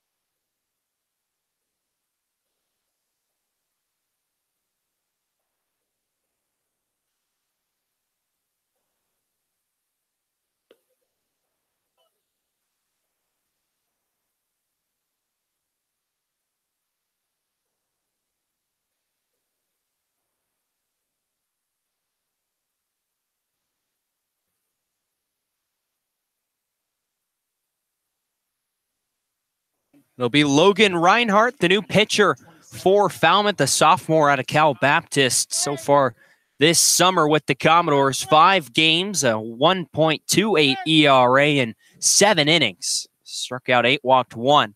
They'll face Quinn Cotton. Johnny DeLuca reached with a 1-out single. He's off of first. Reinhardt peeks over at DeLuca. It's the first pitch. That misses outside for ball 1. Reinhardt, kind of a short step on his delivery. Comes way down, straight down over the top. That ball, off-speed pitch, dives down and misses outside for ball 1 to Cotton, who's 1 for 2 so far today. Reinhardt peeks. Here's the 1-0. Swung on in line, out into right center field. That'll split the gap and get going out there. DeLuca hits the bag at second. He's headed for third. He's getting the wave on from Pickler. Ball gets thrown into the infield, cut off by Cantrell. DeLuca scores all the way from first. Stopping at second is Quinn Cotton with a 1-out double here in the 5th, and YD adds on. It's now 3-1 Red Sox. Now, Cotton hit that ball so hard, landed out in the spot like a single would normally land out in the outfield. But then it just kept going and going. I got out almost all the way to the wall. DeLuca, great wheels over at first, came all the way around to score. So a run in for the Red Sox. That run going to get charged to Will Etheridge. First pitch, curveball to Reese Albert, catches the outside corner for strike 1. That'll end the night on Etheridge. 4 innings, 4 1/3, 8 hits, 3 runs, all of them earned. No walks and 4 strikeouts. Runner Cotton now leads off of second. It's the wind and the 0-1. Swing and a miss from Albert. Fooled on that off-speed pitch. Right there, just a kind of a weak one-handed wave at that one on pitch. Like just missed down. The count now 0-2. There's the wind and the 0-2. Swing and a miss. Strike 3. Reinhardt catches in his first strikeout of the evening. So he gets Reese Albert swinging. Second time Albert has struck out tonight. That'll bring up Brad Beasley. Chance to extend the inning. A hit from Cotton. That's number 30 on the season for him. Excuse me, number 31. That leads YD, the whole team. Reinhardt peeks back at Cotton at second. First pitch to Beasley over on the outside corner for a strike. Should Beasley reach, it's Christian Koss would get a chance, who stands on deck. A run in for the Red Sox here in the top of the 5th. They lead 3-1. It's the 0-1 that misses down and away for a ball. Evens up the count at 1-1. For YD runs in the 2nd, 4th, and 5th innings. And for Falmouth, a run coming all the way back in the first inning. Reinhardt gets the sign from the catcher Iser behind the plate. Here's the 1-1. Swung in a rocket up the middle, lands into center field for a base hit. Rounding the bag at third and heading home is Cotton. The throw in will not be in time. Cotton slides the back part of home, throw down to second to get Beasley advancing. Not in time. He's into second with a head first dive and another run in for the Red Sox. It's now 4-1. Just another hard hit ball today from Whitey. That's hit number 10 for the Red Sox. We're just in the fifth inning. That's an RBI for Brad Beasley, his second hit of the day. And now here's Christian Koss, a chance to keep the inning rolling. Beasley smartly advancing on a throw that did not get cut off on the throw from center field by Austin Langworthy. Here's the first pitch to Koss. That misses low for a ball. Koss singled both times up so far today, both hustle singles. He steps in. 290 average entering play today. It's the wind and the 1-0. That misses low for a ball. 2-0 the count. And Iser out from behind the plate to have a conversation with Reinhardt out on the rubber. 2 runs in for YD here in the fifth. 4-1. Red Sox lead. Now this game so far through 2 outs in the top of the fifth, going right as these games between Falmouth and YD have all season. Road team, for the most part, taking command. Reinhardt and Iser done with their meeting. Here's the 2-0. Bounces in there, a curveball. That'll miss low. 3 balls and 2 strikes. The count. 3 balls and no strikes. Pardon me, the count on Christian Koss. And Nick Quintana, he stands on deck if Koss can reach. Reinhardt stares in. He'll get his sign. He's behind in the count, 3-0. Beasley takes his lead off of second. Here's the offering. That'll miss low and away. Ball 4. Koss will take his bag, and that will extend the inning further. Batter number 7 here in this fifth inning, and it'll be Nick Quintana. Had a single his last time up, an absolute frozen rope from him after striking out his first time up. This will be the first time he's seeing Reinhardt today. Points his bat out towards center field, pins wheels it a couple of times. Now brings it back over his head. Reinhardt's set. Here's the first pitch. It misses low for a ball. 1-1-0 the count on Quintana. 5 straight balls coming from Reinhardt. Walked Christian Koss on 4 pitches and now behind 1-0 the count on Nick Quintana. He's back at Beasley at second. Here's the 1-0. That catches the outside corner with a strike. 1 ball and 1 strike to count. Whitey, 3 runs in the past 2 frames, and they're not done here in the fifth. 2 on, 2 out for Nick Quintana. Looking to get his first RBI of the day. Wind in the 1-1. That catches the strike zone right at the knees on the outside corner. And Quintana's behind 1-2. Quintana takes a deep breath, steps sort of out of the batter's box, now back in. Drags his back across home plate, points it out towards center field. Brings the bat back, rests it on his right shoulder. As Reinhardt stares in, gets his sign. 1-2 the count on Quintana. Here's the wind, here it is. Curveball, swing and a miss, strike 3. Quintana fans right over the top of that off-speed pitch and strikes out for out number 3, strikeout number 2 on the day for Nick Quintana. And that'll end the fifth inning, not before Whitey tacks on 2 more runs and extends the lead to 4-1 here entering the bottom of the fifth. You're listening to Whitey Baseball on the Cape Cod Baseball League Network. Including the 50-50. The tickets will be entered in tonight's drawing to win one of a dozen prizes generously donated by our local merchants. As well as half of the 50-50 sales tonight. Last year, we paid out over $10,000 in cash. There's a bigger surprise to the donors listed at the intern tent. Need your help? Keep an eye out for our interns and Commodore players coming around now. Tickets are open at the intern, sponsored by Smith's Farm. Who reminds you to eat your broccoli? Can't win if you don't play. Prizes will be announced in the 8th inning. Fans, cameras, and and video cameras are permitted inside Gulf Fuller Field for personal photos. They cannot be used to reproduce the game.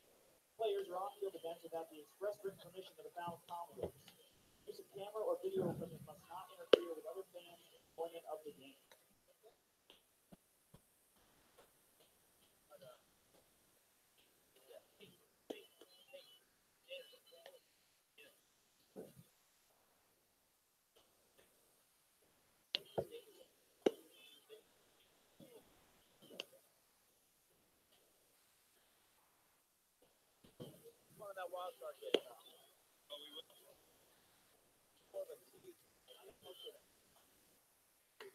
Four 4-1, YD leads Falmouth here in the home half of the fifth. Brandon Pelter with TJ Mathewson, and it's still Blair Henley out on the mound for the Red Sox through 4 innings pitched.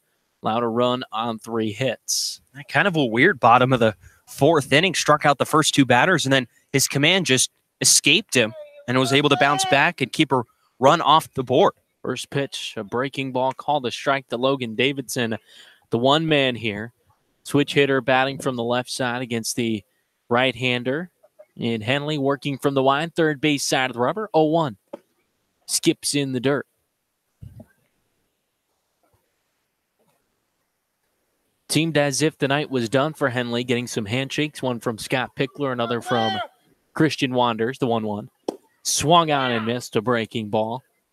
But he's back out here after an extended top of the 5th inning, which the Red Sox scored 2 to extend their lead 4-1 over Falmouth here. Third meeting of 4, or rather final meeting. 1-2. Swung on and missed. Change up on the outer third, and Davidson swung over the top. Strikeout number 5 for Blair Henley. Got him on a similar pitch back in the 3rd inning, just a breaking ball that starts on the inside corner and just dives off beneath his knees, and Davidson fooled both times.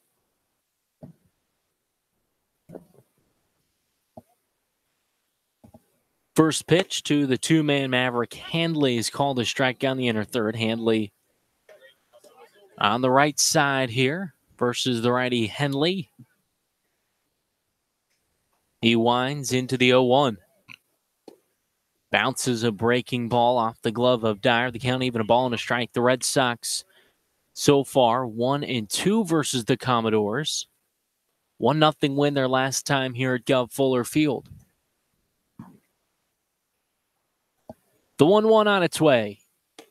Breaking ball stayed upstairs. Handley ducked out of the way, and it's 2-1 with 1 out here in the bottom of the 5th. 4-1, YD leads Falmouth. Final meeting of the season between these two teams. Here's the 2-1. Fouled off. 2-2 the count. Tonight, Halloween night at the ballpark of Fuller Field. Saw a fan dressed in a chicken costume. He's actually situated right behind the Commodore dugout on the first base side. 2-2 delivery. Fastball stays upstairs, and the count runs full here on Handley. If you ever wondered what Halloween looked like during the summer, I'd say this would be the place to be to see that. Henley into the wind, the payoff pitch. In the dirt, a breaking ball. 4th walk of the afternoon, and this time Maverick Handley's aboard with 1 out in the bottom of the 5th. Have to guess it's a short leash here for Handley. Fielder from Florida, Pitched through 4 1/3. Done a good job so far. But down the 4th walk in past 2 frames. Here's the 3-man Austin Langworthy, 0 for 2. 2 groundouts. The first pitch. In the dirt, blocked by Dyer. Handley scampers back to first. Lights just getting going here at Gulf Fuller Field. Plenty of sunlight left. Nearing 7:30. Runner on first, that's Handley. 1 out, bottom of the 5th. Henley working from the stretch. Sets at the belt. 1-0. Breaking ball called a strike, about letter high on the outer third. Bill Fisher, the home plate umpire tonight, was umpiring when YD traveled to Brewster a couple days ago on the 7th, an odd game that ended in a 6-6 tie. The 1-1, runner goes. That's popped foul out of play. The 9th inning started at Stony Brook Field. Whitey loaded up the bases. Reese Albert was hit by a pitch. They took a 1-run lead. And with about 15 more minutes of daylight, the game was called by Mr. Fisher behind the plate. Ball and 2 strikes, 1 out, bottom of the 5th. And a man aboard for the Commodores, the pitch. In the dirt, blocked 5 hole by Dyer.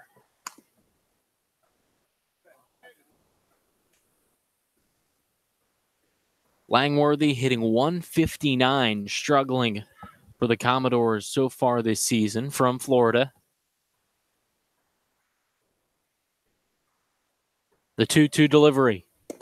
Check swing, gets past Dyer. Runner advances to second base. And no swing, says Tom Carey, situated at second base. And now Austin Langworthy is saying it hit his foot. He can't believe that wasn't called. Man, I don't even know about that check swing. It looked like he was very close to breaking his wrists out at home plate. And now Maverick Hanley left second base. He's called out. He started walking back toward first base. Christian Koss alertly tagged him out. Time wasn't called. Hanley should be out in between first and second. Nobody called for time out on the base paths. Hanley should be out. And now umpires having a discussion, and they're going to call him out at second as they thought Langworthy started walking back to first base. It was only 3 balls. Now Jeff Trundy talking with Tom Carey and home plate umpire Bill Fisher, hand covering his eyes. I don't think he can believe it. Neither can I. And now both Langworthy and Hanley. Hanley just walked back to the dugout. Recuperate himself, but Hanley back to the dugout. You're right, no time was called. Austin Langworthy thought he was hit by the pitch. Whitey thought he swung at the pitch. Instead, it called a ball that squeaked through the legs of Matt Dyer, and Maverick Hanley, who was at first base, advanced to second. He then, with no idea what was going on, started walking back toward first. As Langworthy and the home plate umpire were having an extended discussion, Christian Koss, the Whitey shortstop, then tagged out Hanley. Time was never called. And that is the second out of the inning. A wacky, wild play. That'll go down as a caught stealing. Just a weird play. And now Hanley, a chance to bounce back and get this batter. Langworthy goes right back in the windup. He can face the minimum here in the 5th. So after all the commotion, it's 3-2 with 2 outs, nobody on here in the home half of the 5th. Henley back to the windup. Here's the pitch. Fouled back to the fence behind the plate. I could not believe it. And what an alert play by the shortstop, Christian Koss. Well, it seemed like Hanley at first and Langworthy at the plate kind of forgot how many balls there were in the count. Payoff pitch.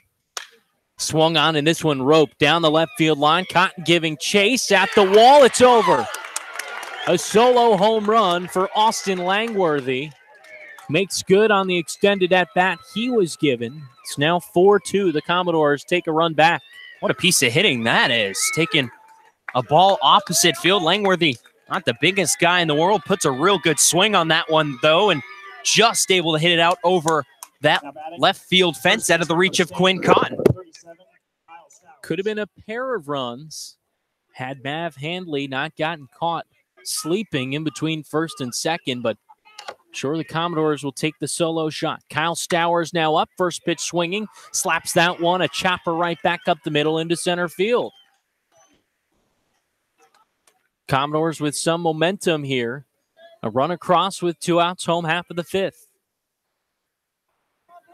Now batting, the right fielder from Southern Mississippi, number 44, Matt Wallner. Matt Wallner now up, 0 for 2 today. Strikeout and a ground out. The Johnny DeLuca over at first. Henley back to the stretch. First pitch, misses up and away. How about Johnny DeLuca, the effort over there at first base? Andrew Dashbach, just a routine day off. Zach Zuby didn't look great out there at first, so DeLuca's the guy they go to.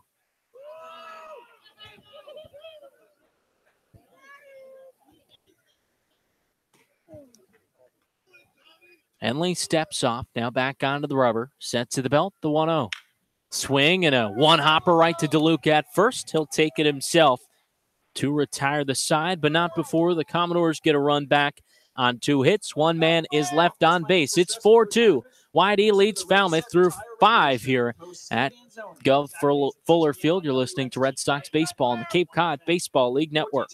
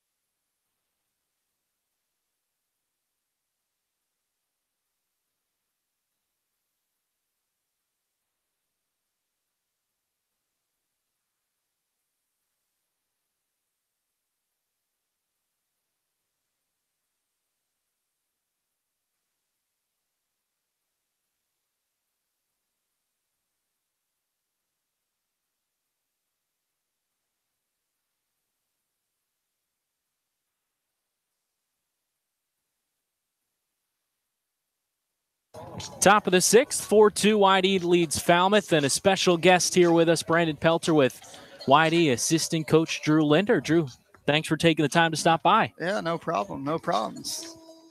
Your first season here with the Red Sox as Zach Zubia leads things off here in the top of the 6th. How's it been going so far?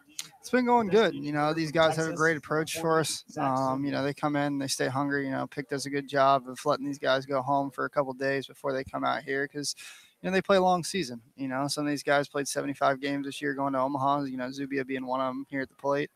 And, you know, go home, you know, rest up. And those guys, you know, after a week are hungry to get back out on the field. Logan Reinhardt out for his second inning of work facing the Red Sox. First pitch inside to Zubia. So how did you get connected with Pick and work your way out here? You know, last summer I was with the college team. I served as the bullpen coach, and you know the manager John Savage has a good relationship with Pick, and you know made a phone call, and one thing led to another. 1-0, fouled away, and so that being the USA College national team, you've done some work with the USA baseball program. What kind of things have you been a part of with them, and what have you learned from that experience? You know, it's been a great experience for me. You know, they started out with 1-1. Started out with 2 summers ago, I was an evaluator for the 18-year-old national team, and you know went to trials with them in Houston, and you know was able to help select that team that went on to win the gold medal in Mexico. You know, with guys like Hunter Green and here's the 1-2. Just misses low and away. First round draft pick Royce Lewis a couple years ago. You know, Nick Allen. You know, Bryce Terang got picked this year, so you know it was a good group of guys. You know, and then one thing led to another one summer. Here's the 2-2 to Zubia upstairs. You know, and then that summer led into, you know, the general manager for the college team called me and said, hey, you know, we like what you're doing. You know, you're young, you bring a lot of energy. You know, we'd love to have you on staff for last year's team. And, you know, it was a special season for us. Here's the payoff pitch. Low and away, Zubia walks to lead off the top of the 6th inning here for the Red Sox. And, you know, so we had a great group of guys last year. You know, Andrew Vaughn was up here, you know, and obviously he's going to be a good prospect coming up, you know, Golden Spikes winner. And, you know, that kid deserves it, you know, A+ makeup. And, you know, we were happy to have him. You know, he'd do anything for any of his teammates and wore the USA jersey very well. So, you know, those guys are really good. You know, Kenyon Neal Vaughn was supposed to be up here, and, you know, we had him for a little bit out of Oregon. First pitch to Matt Dyer, the 9-man fouled away. So, you know, that was a good opportunity, good group of guys. And, you know, I stay active there. And, you know, they asked me if I'd come back this year and, you know, as a help, you know, as an evaluator for some events. And then, you know, I just felt like coming up here this summer, you know, spending the whole summer up here was a good opportunity. So, you know, I had to turn that down, but there's always relationships there. The 0-1. Bunt placed up the first base side, fielded by Reinhardt, throws on to first to the second baseman Cantrell, and he's there in time, but Dyer getting the job done. Zubia advances to second. Now batting, the second baseman from Texas. So last summer with USA Baseball, got to play at Dunkin' Donuts Park, and we'll be there in a couple weeks facing Wareham. What's the scouting report on the second-year ballpark in Hartford, Connecticut? They did a great job with that ballpark. You know, it's an interesting one. There's a lot of new modern technology they put in the thing. You know, it's got a big wall out in right field. You know, one of the bullpens stuck in the wall out there. You know, it's a great ballpark. You know, it's a beautiful ballpark. The surface is great. You know, the Rockies did definitely a great job with that. Now, this finishing off your fourth year at Florida State, is that right? Is now to the bullpen coordinator position. How did you get involved there after not playing college ball? You know, it was one of those things where, you know, I had some opportunities to go play some, you know, smaller Division II ball. And, you know, I felt like in the end of things, you know, I've always wanted to, you know, excel in this game. And, you know, I felt like getting a jump start there, you know, sacrificing some playing time and, you know, taking advantage of those opportunities to go be with, you know, Coach Martin, who, you know, could arguably be one of the greatest of all time if people don't say it now, you know, all-time winningest coach. So, you know, that was great. And, you know, it's been a great opportunity. You've learned a lot. You know, obviously Coach Bell from our pitching coach just left to go to Pittsburgh. So I'm happy for him. You know, he's did a phenomenal job there for 7 years. And, you know, he definitely deserves that and definitely deserves an opportunity to, you know, head up a team. I think he's got everything it takes to turn that program around. There's no doubt about that. Commodores make a call to the bullpen. Pat McGowan from Holy Cross warming on the mound, a right-hander. The Red Sox in first place in the East. And again, Brandon Pelzer here with YD assistant coach Drew Linder. 34 points, one of the best records across all of the Cape.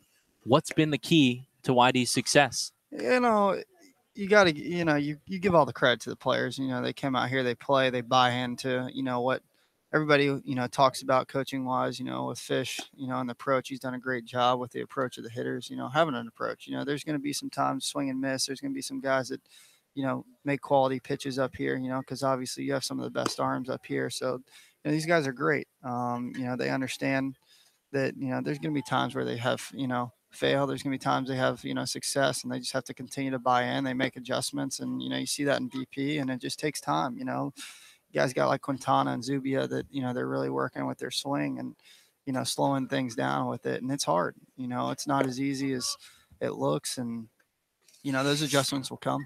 There's no doubt about that. And, you know, the pitching staff's been great. You know, Christian and myself have really worked hard to, you know, have these pitchers have a game plan and attack the zone and give the defense a chance. Cause, you know, we got great guys behind it. You know, we got great guys off the bench. You know, it's hard, you know, to put guys, you know, in the lineup every day, you know, so it's definitely a challenge for us as coaches. And, you know, but these guys, they give it their all every day. And, you know, they know there's no days off. Home plate umpire Bill Fisher rips off the mask talking to the Falmouth dugout. They were joking and telling their middle infielders to tag Zach Zubia at second base as McGowan was warming up. Now Jeff Trundy out for a quick conversation. It'll be David Hamilton, the one man up for the Red Sox, with runner at second base. Justin out in the top of the sixth. What players have you seen really improve and make the most adjustments during their time here, first half of the season on the Cape? Well, there's no doubt. You know, you look at what Johnny DeLuca's been doing the past couple of games, and, you know, the kid's on a tear. You know, the kid, you know, batted in the low 200s at Oregon this season, really struggled. You know, comes in for early work every day. You know, he's ready to play. He's a grinder. You know, I think the kid's got a bright future ahead of him. You know, just a toolsy player. You know, he plays the game hard. He's a guy that you definitely want on your team. You know, he's a big listener. He's not the biggest talker in the world, but, you know, sometimes that's a good thing. Sometimes that's a bad thing. But, you know, it's been working out for Johnny. So, you know, you look at guys like that. You look at guys like Jensen Elliott, who had a rough, you know, first outing, and, you know, make a few minor adjustments with his delivery and his arm action. And, you know, he's been probably our best starter so far the past 2 or 3 starts that he's had. So, you know, those guys make big adjustments. You know, and like I said, you know, you give all the credit in the world to these players because they buy into, you know, the little things. You know, you don't want to power coach. You don't want to overcoach. You know, these guys are good as is. Otherwise, they wouldn't be up here. So it's just the little things that you want to impact their life in. First pitch here to Hamilton. He squares around, bunts it in the air, foul to the fence behind the plate. An extended conversation with Jeff Trundy and home plate umpire Bill Fisher, who and believe, as we can kind of surmise here, a little guess, giving that dugout a warning. Falmouth dugout on the first base side. Trundy, of course, not happy with how events unfolded in the bottom of the fifth. The 0-1 on its way. Bunted up the third base side, but foul, and now quickly 0-2 here on David Hamilton, a guy that's gotten a little bit of a slow start with the bat here now, average dipping below 200, but boy, the speed that he has. Have you seen anything like it? It's one of a kind. You know, it's rare. I don't know if I've ever seen somebody, you know, this quick. You know, somebody's, you know, compared him as, could he be a left-handed version of Trey Turner? You know, who knows? I mean, I think the hit tool obviously is going to get better, you know, more consistent, you know, clean up some things in that swing. But, you know, I think he definitely has an arm, you know, enough arm to stay at shortstop, but the speed is incredible. Miguel, the righty, sets 0-2, misses outside. You know, he's going to get it. You know, he's learning the game day by day, and, you know, he's definitely going to improve, you know, the more and more he plays for sure. And I can see why he was a big guy to have at the top of the order over there at Texas this year. Here's the 1-2. Called strike 3, dropped by the catcher Iser. He'll throw on to first. Zubia stays put at second base. Now 2 outs here in the top of the 6th inning. You know, a lot of fans and people that come to watch always think first of the player's opportunity to get better, but broadcasters and coaches alike have a great opportunity as well. What have you worked most on during your time here in the Cape? You know, my biggest thing is game planning. You know, I'm big in the analytics. You know, I shouldn't say I'm big in the analytics, but, you know, a combination of the analytics and old school baseball that I've obviously picked up from Coach Martin. First pitch to the red hot Johnny DeLuca, misses outside. So, you know, you combine those things, you know, working with pitch sequencing, you know, calling games. Obviously I've learned a lot there, but, you know, for you guys, this is great. You know, you never know what these opportunities will, you know, turn into. Here's the 1-0. Misses up and away. I agree with you. Great opportunity. My second summer out here. Yeah. So, you know, obviously this is my first, and, you know, nothing beats this. It definitely beats, you know, being down in Florida in the hot, humid weather. You know, I get to wake up every day and be on a baseball field, so I can't complain. Zach Zubia out at second base. 2 outs and the 2-0. Misses inside on DeLuca. Now 3-0 on the red hot Johnny DeLuca, who's 2 for 3 today.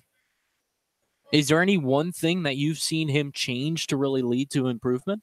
You know, just understanding his swing, you know, more than anything. You know, he's a guy that's not going to 3-0. You know, call the strike. He's not going to blow the doors off on contact, but, you know, he's going to stay within himself. He's going to work gap to gap, and he's going to find a way on base to use that speed and use those instincts that he's got on the bases. So that's the biggest thing that these guys got to understand is what works for them. Gown set. Zubia second. The 3-1. Call the strike at the knees, outer third, and the count runs full. 4-2, Whitey leads Falmouth. And a young coaching staff here, a couple newbies, along with you, Christian Wanders, Dan Jaffe as well, joining the veterans and Roberto Mercado and Nate Fish, and, of course, Scott Pickler in his 21st season with YD. Yeah, you know, congratulations to Pick for making the Hall of Fame, that's for sure. Payoff pitch fouled up the first base side. You know, that's big for him, you know, and even for me, you know, it's a great opportunity, and I'm humbled to have the opportunity to work for him and, you know, learn from him because, you know, obviously he's been really, really good at this game, and all the credit in the world goes to him for all his accomplishments. So you guys spend so much time together, off days, you're game planning, game days, you have the camp in the morning, and you have games at night. What do you guys do away from the field? Payoff pitch popped up the plate. Iser with a play on it makes the catch to retire the Red Sox. Yeah, so, you know, we spent a lot of time off the field, but, you know, I appreciate this. We might have to make this a regular thing in the 6th inning. You know, you never know. We can keep this thing going. It might be a tradition here. So, love to make it pleasure being on the air for you. Love to make it happen. Drew Linder, assistant coach with the YD Red Sox. Thanks so much for joining us here in the top of the 6th. YD can't scratch a run after Zubia leads off the inning, reaching via the walk. No runs, no hits, 1 man left on base. Through 5.5, a 4-2 lead for the Red Sox. You're listening to YD Baseball on the Cape Cod Baseball League Network.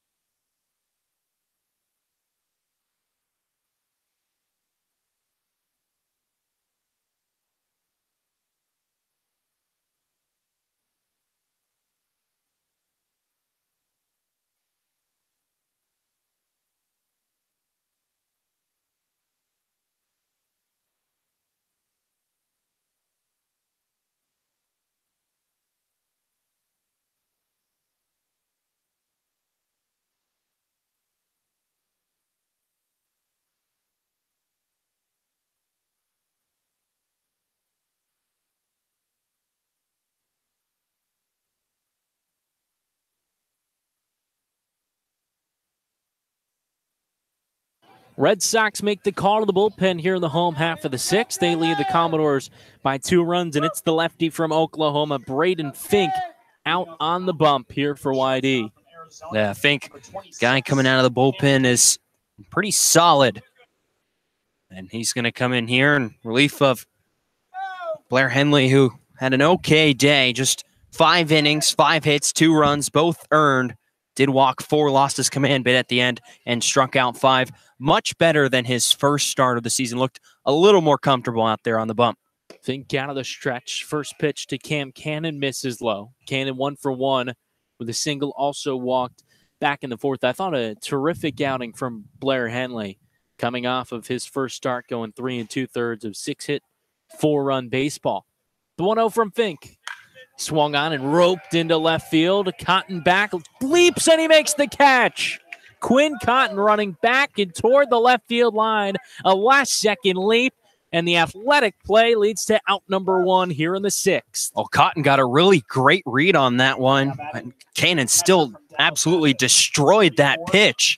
And going back to his right, able to leap up about 10 feet from the fence and make the catch fully extended up in the air. What a play. Not the first time we've seen Quinn Cotton do that. Here it's out number 1. Now the 7-man Herbert Iser due up. First pitch fastball busts Iser inside.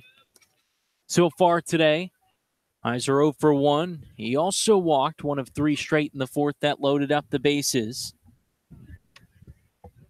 Think the Craig Kimbrell-esque pitcher out of the stretch, the 1-0. Breaking ball, skips in the dirt, but gets a swing from Iser and a miss. Fink on the season, ERA just under 4, 3.85, and a 1-1 record in 11 2/3 innings. Braden, the left-hander, working from the first base side of the rubber, leans down low like Kimbrell, then comes set, the 1-1. Swing and a miss, a changeup. And a guy that you can go to for multiple innings. We've seen multiple times him go out there for 2, 3, 4 innings even out of the bullpen. Good way to eat up innings if your starter can't get the job done. Fink sets just above the belt. Kicks in the 1-2. Fouled away in the air behind the press box here. A beautiful press box at Gov Fuller Field. We don't get to go inside, but stationed in almost just as good a spot behind the plate up the third base side just a bit. Offers a different perspective being behind the plate. Here's the 1-2. Inside, down low a bit, count evens. I usually like to think our press box at Red Wilson Field pretty nice, but they got pretty much all of it here at Falmouth. Ever been inside there? Just a big room, a couple rows of writers, videographers, broadcasters, official scores, PA announcer. It's a nice setup. Fink sets the 2-2. Swing and a miss, a breaking ball. Gets Iser for the second out. King number 1 for Fink. And just a nice placement on that off-speed pitch right there. Down off the plate outside. Iser strikes out for the second time. Day could not hold back on that one. Hayden Cantrell, the 8-man due up next, struggling, hitting 151. I like to think my favorite part of our press box at home is we have our own room. So we don't have to think about or deal really with anyone else while we're doing the broadcast. Just kind of closed off to the world to have our fun. First pitch, Cantrell squares and pulls it back, but a called strike in or third at the knees. Our own room and the only working air conditioner in the whole press box, so we get to stay nice and cool with that door closed. It's another big plus. Another big plus, especially these hot, humid days that we can catch out here on the Cape. Deal 1. Misses just a touch inside. Count even, a ball and a strike. 2 outs in the bottom of the 6th, and a 2-run lead for YD over Falmouth. Final meeting of the regular season between these two teams. The 1-1, up and away. Falmouth currently leads the series with 2 wins to YD's 1. The only one came here at Gov Fuller for the Red Sox, a 1-0 win, just a couple hits allowed by the Sox pitching staff. Fink sets to the belt, 2-1 to Cantrell. Fouled in the air, out of play behind the plate. Count now evens, 2 balls and 2 strikes. Nearing 8 o'clock here in Falmouth, Massachusetts. Lights making their presence felt more and more by the minute. Fink bearing down low, knuckles scraping the dirt. Now the lefty comes set. Bases empty, 2 outs, the 2-2. Upstairs, the count runs full. Just don't see it when a pitcher's looking in for a sign, just going that low. For every guy, they have something different that makes them feel comfortable when they come set. And for Fink, that's it. Fink a long look in as Cantrell pinwheels the bat. Now the lefty sets. Kicks with the 3-2. Fought off, out of play, first base side. Fans scramble for it up on the hill. Talking to Christian Wanders, the pitching coach for the Red Sox, and I think similar to arm angle, what you do before you come set, it's whatever feels comfortable, and there is no right answer. Yeah, and it's also what can keep you in rhythm. Pitchers' rhythm is such an important thing. And for Fink, that's it. Payoff pitch. Down in the dirt, a breaking ball. Broke low. Cantrell didn't chase. Now a man aboard with 2 outs here in the 6th for the Commodores. Now batting, the left fielder from the 9-man Will Brennan due up. Hitting just a tad under 220. 2 ground outs to the first baseman, Johnny DeLuca, who's done a terrific job filling in at first for the Red Sox. Fink sets, the lefty peeks at first. That kicks home. Ball in the dirt. Terrific block by Dyer. Sliding left. Keeping that one against the chest protector. That fastball bounced before home plate. Now, Dyer's done that quite a few times today. Also, it's been really pretty good. Outside of one game, it's been really good behind the plate defensively. Cantrell leads off first. He has 6 swiped bags. Fink sets. 1-0. Chopped off the plate. Trampolines over to Fink on the first base side of the mound, and he runs and underhands over to DeLuca to retire the side. The Commodores, no runs, no hits. 1 man is left on base through 6. YD, the 4-2 lead. You're listening to Red Sox baseball on the Cape Cod Baseball League Network.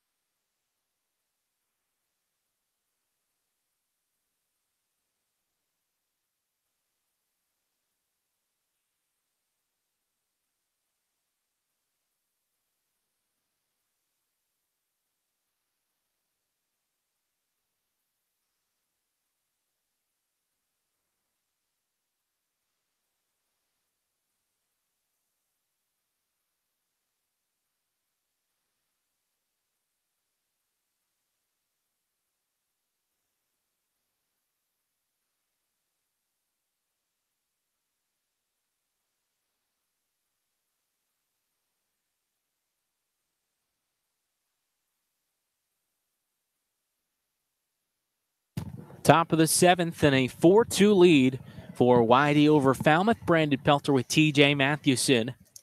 And Pat McGowan out for another inning of work against the Red Sox. McGowan making his 6th appearance. So far an 0-1 record, 7.44 ERA in 9 2/3 innings pitched. Quinn Cotton leads it off for YD. Near top of the 7th inning. McGowan, the tall righty, winds in the first pitch. Called a strike on the outer third. McGowan, 6 foot tall, 195. Looking like a stick out there on the mound. Deal 1. Check swing. Peel and no swing. That ball sweeping toward the outer part of the plate. Count even at a ball and a strike. Cotton hitting .313, and he's 2 for 3 today. He's had a day. RBI double, a single as well. The 1-1. Fought off and out of play in the air. Now a ball and 2 strikes. Cotton has to battle here. From the right side, no outs, top of the 7th inning. Reese Albert, the on-deck 4-hitter for YD. The 1-2 delivery. Swung on in a soft liner on a hop to the first baseman. Stowers flips on to McGowan, who just beats Cotton to the bag for the first out. Well, Cotton just really staying back on that breaking ball. Able to get a solid piece of it. And Stowers over on first had a little bit of trouble with it. A lot of spin on that ball. Kicked it a couple of times, but able to shovel over to the bag in time for the first out. Brings up Reese Albert 0 for 3 today. But Albert hitting .321, the batting average. Just about a week ago, nearing 400 for the Florida State Seminole. The first pitch. Waved at and missed. Breaking ball on the outer third to the lefty. Albert just turning 19 this Tuesday. The 0-1. Fastball paints the outside corner. Albert thought it was outside, but he's now in a hole 0-2. 1 out, top of the 7th. Nobody on for the Red Sox, but they lead the Commodores by 2. Gown into the wide. 0-2 offering. In the air, out of play behind the plate. And Florida State Reese hit .268, 7 home runs. And up the batting average to .284 in ACC play.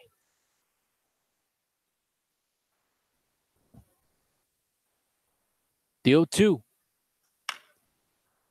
Albert taps it off his foot up the first base side. Halloween night here at the ballpark at Gov Fuller Field. A few fans dressed up. Brandon, I don't see you dressed up. Nope, I didn't get the memo. Some Halloween trivia as well. I've been paying attention. Have you been paying attention to the trivia questions? Oh, one of the spookiest towns here in the state of Massachusetts. I think that's an easy one. That's Salem? a toss-up. Yep, that's a pretty easy one. Here's the 0-2 from McGowan. Swung on and missed a breaking ball. Skips into the mid-visor. He applies the tag, and there's the second out. Another one we had was what was the century that trick-or-treating came a thing. We're This one was sitting a here surprise. thinking about that. I'd have to think 20th century, no? Not even close. I think the answer was the 16th century. 16. Man, I mean, That one shot. Well, I initially said the 18th century. Brad Beasley steps up with 2 outs, swings and misses at a first pitch fastball. And I kind of got bad looks from everybody around here, so I upped it to 19. Still everybody thinking, no, that can't be. So 20 I went, cracking the peer pressure, but heck, I was the closest. Here's the 0-1. Called a strike, breaking ball swept to the outside corner. Beasley in a hole 0-2. 2 outs in the top of the 7th. Nobody on for the Red Sox. They lead at 4-2, though. The 0-2 from McGowan. Breaking ball misses outside. you know, a little surprised no one has come up to us and asked us for some candy. You know, as I don't have any. Do you? I don't have any, no, either. I would just have to say no. I do think the members of the kids club have a little trick-or-treat scavenger going on. The 1-2 just misses outside. Yeah, maybe they hid some candy like in the seats somewhere as part of the scavenger hunt, but no one's come near us so far. 2 balls and 2 strikes, 2 outs. Pitch to Beasley. Skips in the dirt. Now the count runs full, 3-2 in the top of the 7th. Brandon Pelter with TJ Mathewson here on what's turning into a bit of a chilly night at Gov Fuller Field. Started out the day touching mid-90s. 3-2. He swung on a ground ball to the third baseman Handley. Throws on to first on a hop and just beating Brad Beasley quickly up the lines. The Red Sox go down in order here in the top of the seventh. They lead it 4-2 through 6.5. It's time to get up and stretch at the ballpark. We invite you to join us as well. YD ahead. You're listening to Red Sox baseball on the Cape Cod Baseball League Network.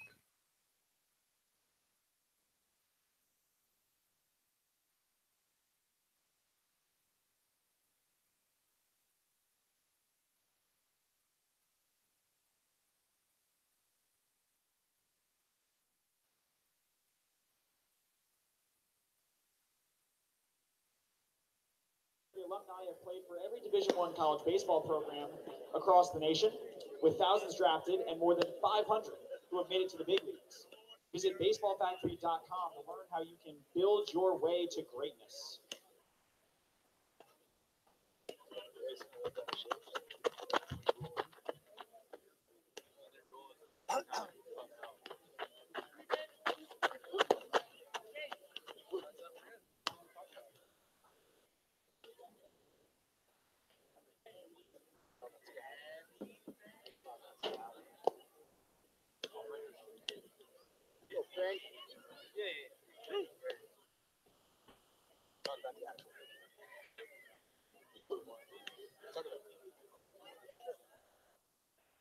Home half of the seventh, a 4-2 lead for the visiting Red Sox over the Commodores. Brandon Peltzer, another special guest with us here.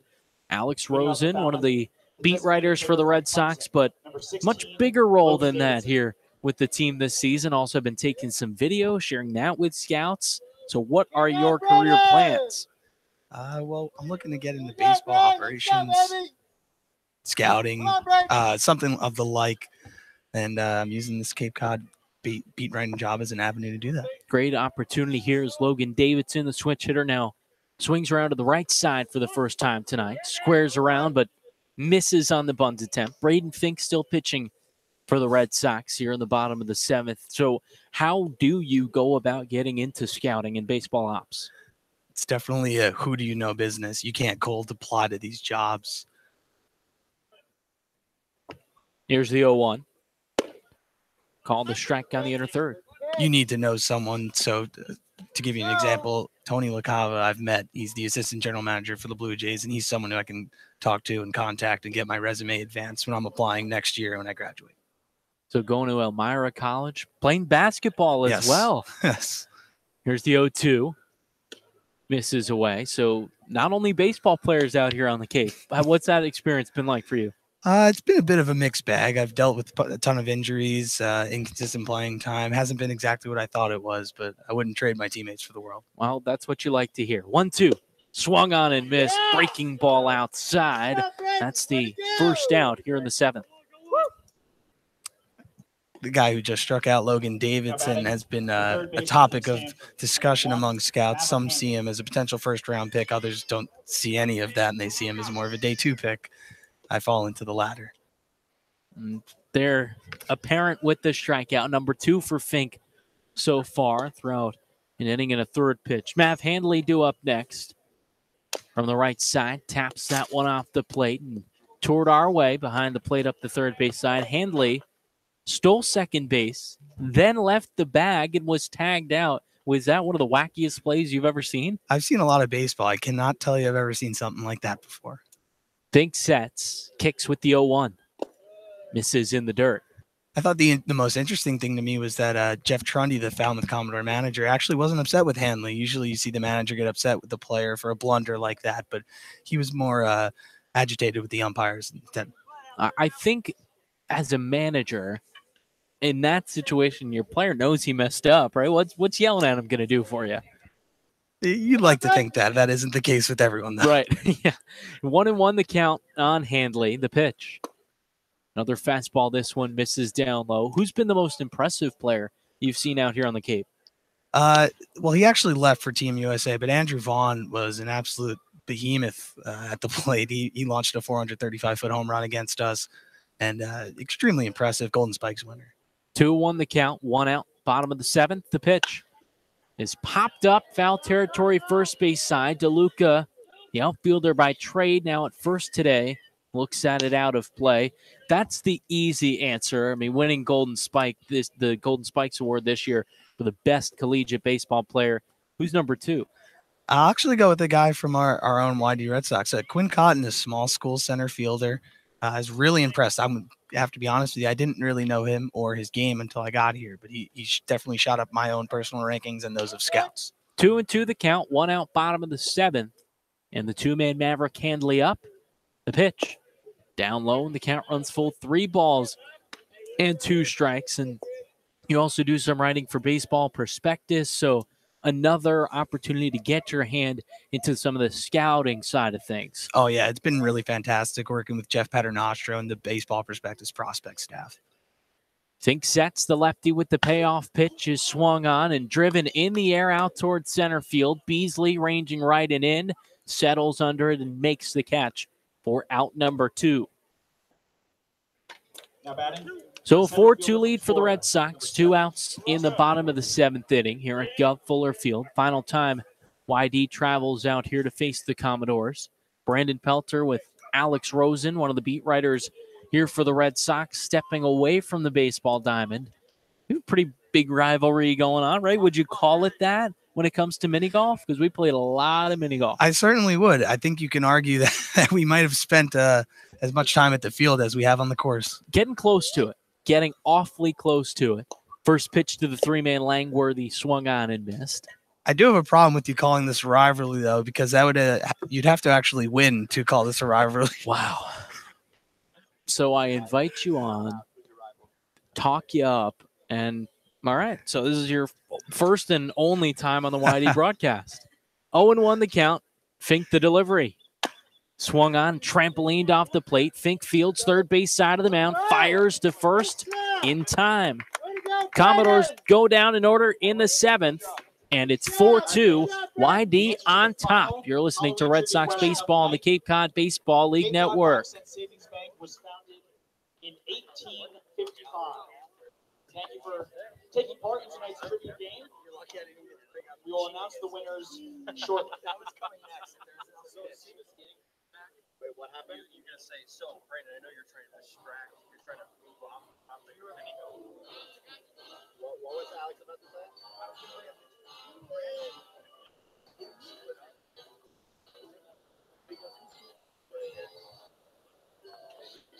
Oh, were you going to bring up kicking the ball? That's low. That's low. It's our time.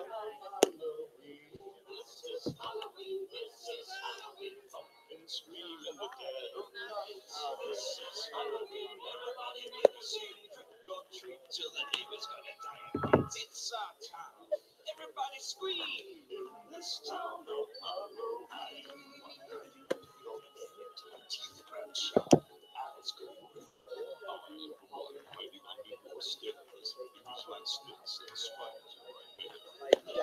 dedicated to this.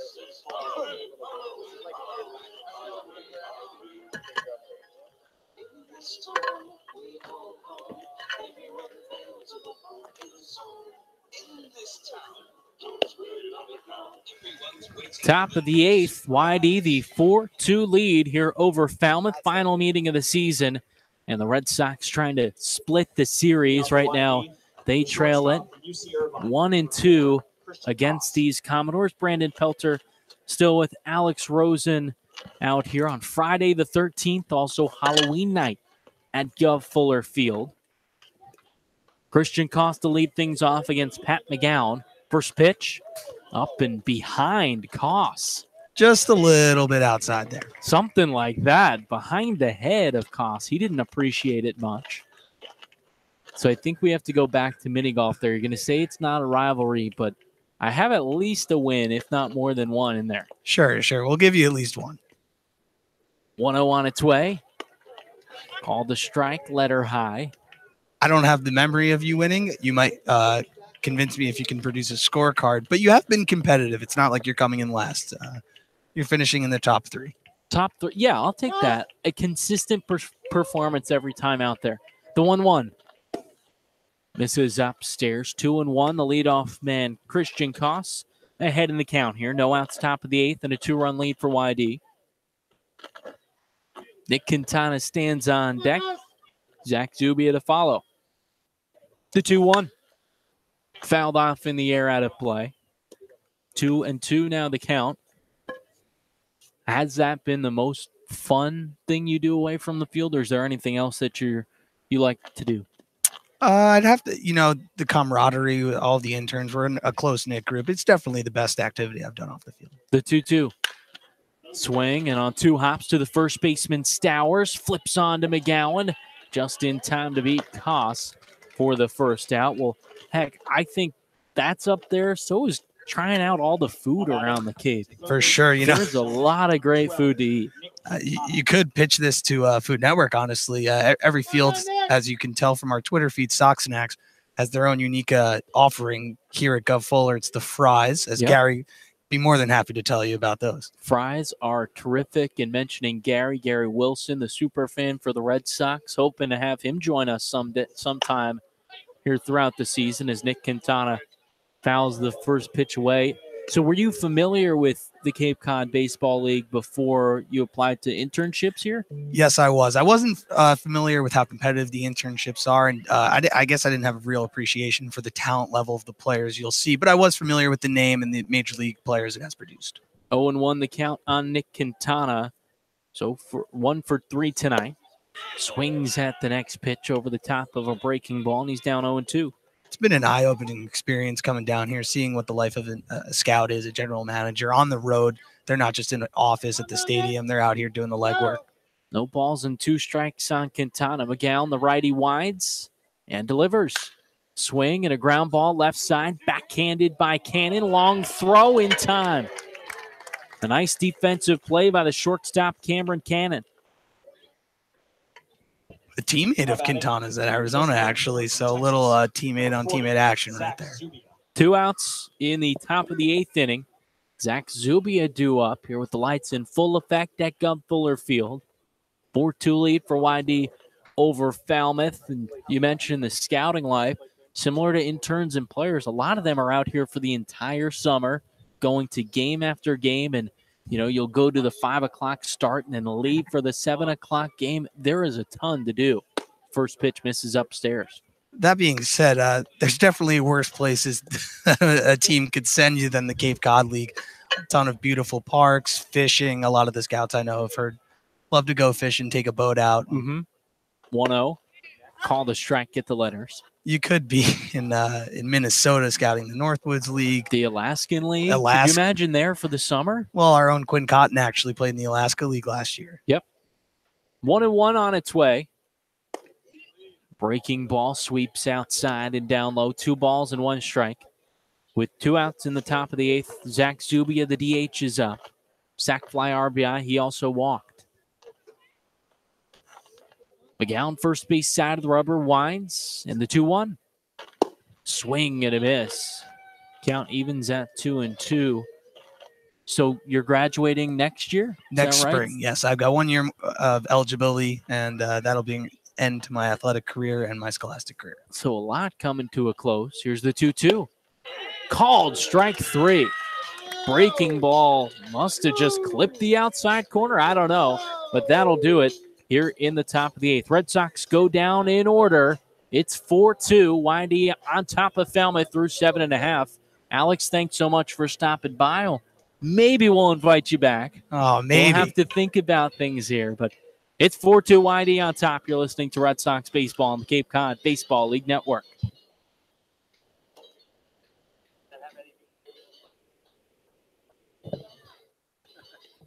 TJ, it's all yours. Oh, thanks.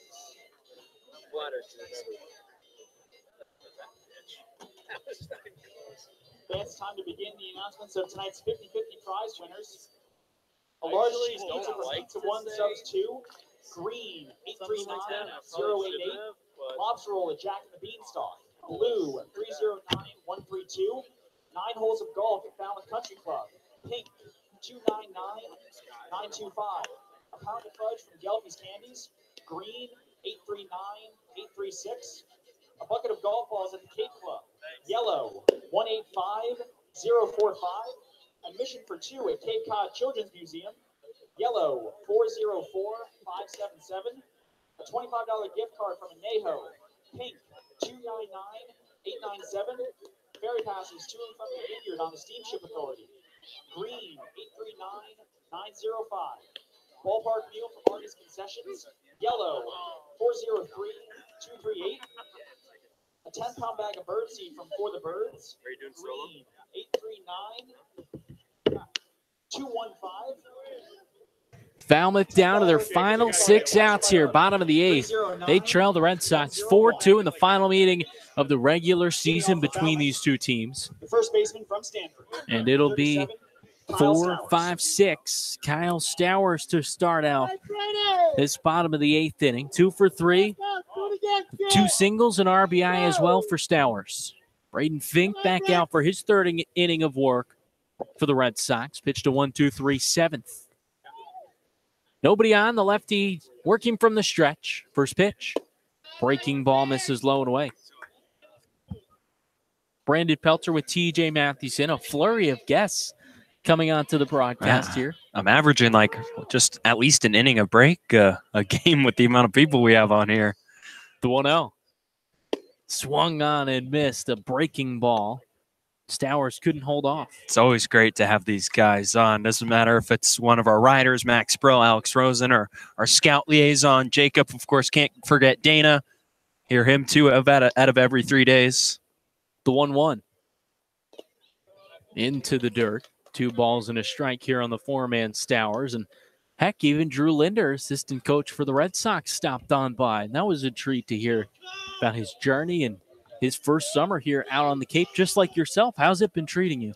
It's pretty much everything you think of when you just get to see all these top guys and games every day. It's just something I've never really gotten to experience before, and it's just awesome. 2-1 to Stowers. Fastball misses just up and away. And now 3 balls and 1 strike to Stowers leading off this bottom of the 8th. And for a guy like me who's 3,000 miles away from home, and, you don't miss it one bit because you're doing this, and it's just incredible. The 3-1. Swung on and lifted out of play. Count runs full on Stowers, hitting .346 to lead the way for the Commodores here Halloween night at the ballpark on Friday the 13th at Gov Fuller Field. Also red jersey Friday, red shirt Friday. Commodores wearing the red Cape Cod jerseys. The Red Sox in the white alternates. The 3-2.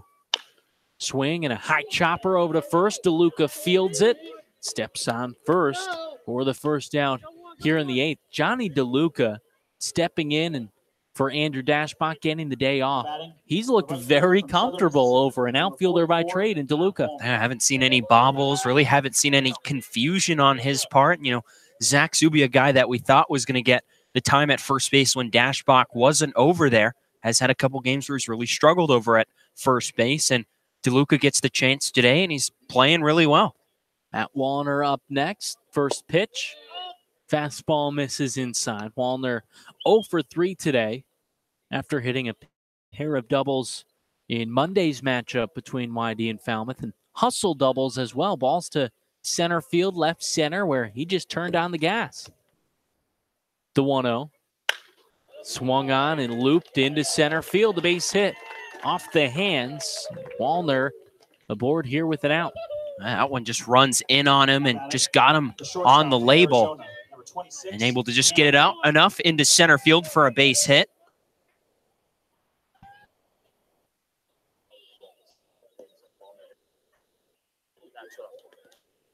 Cam Cannon due up next with an out here in the bottom of the 8th. Wallner leads off of first. Cannon batting from the right side against the lefty. Fink delivers home. Breaking ball called a strike on the outer third. Good day for Cannon so far. Reached base twice, a walk and a single. That came back in the second. Come on, Brady! Fink set to the belt. Wallner off of first.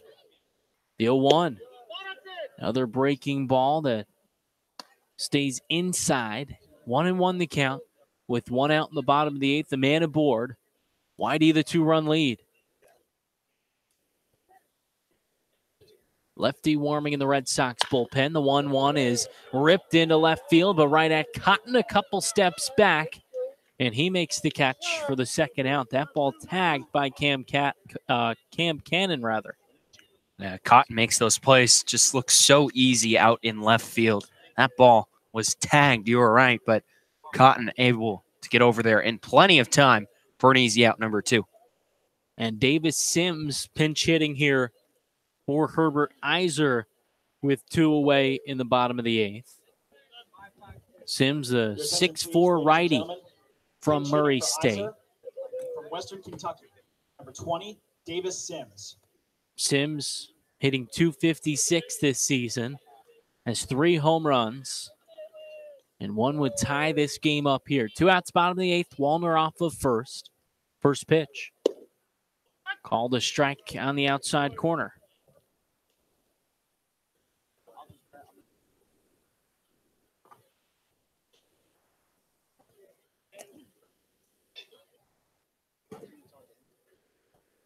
Fink set to the belt. Kicks in the 0-1. Swung on and a chopper slowly up the third base side. Quintana fields, throws on the run, and DeLuca climbs the ladder, keeps the foot on the bag, and he's looked terrific tonight. He takes another one away from the Commodores here in the 8th. No runs on a hit. 1 man is left on base through 8 full here at Gov Fuller Field. It's 4-2. YD leads Falmouth. You're listening to Red Sox Baseball on the Cape Cod Baseball League Network.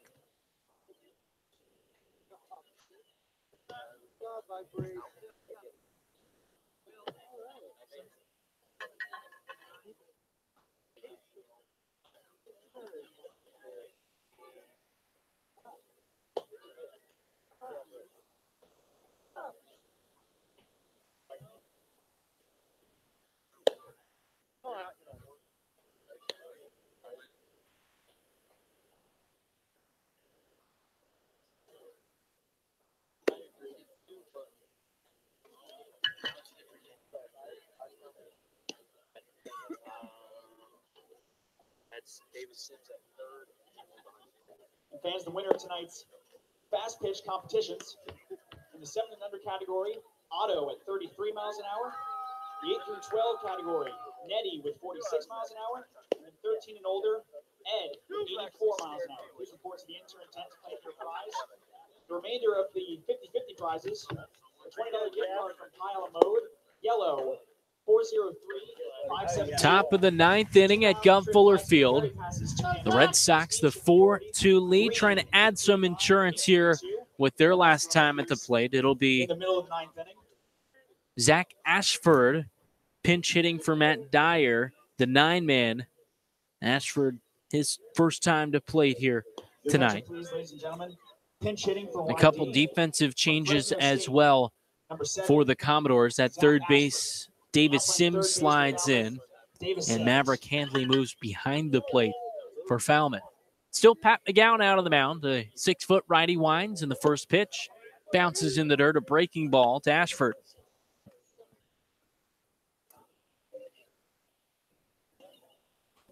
Nine, 1, and 2. Ashford, Hamilton, and DeLuca. The 1-0.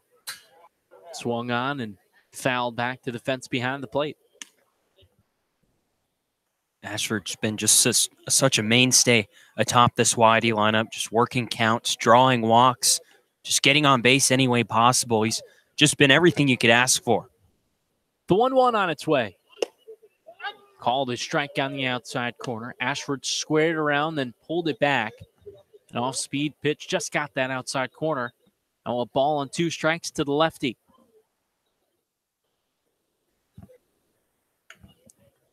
No outs, top of the 9th. 2-run lead for the Red Sox. The 1-2 offering. Swung, and Ash got well out in front of that one. Grounded it towards the Falmouth dugout.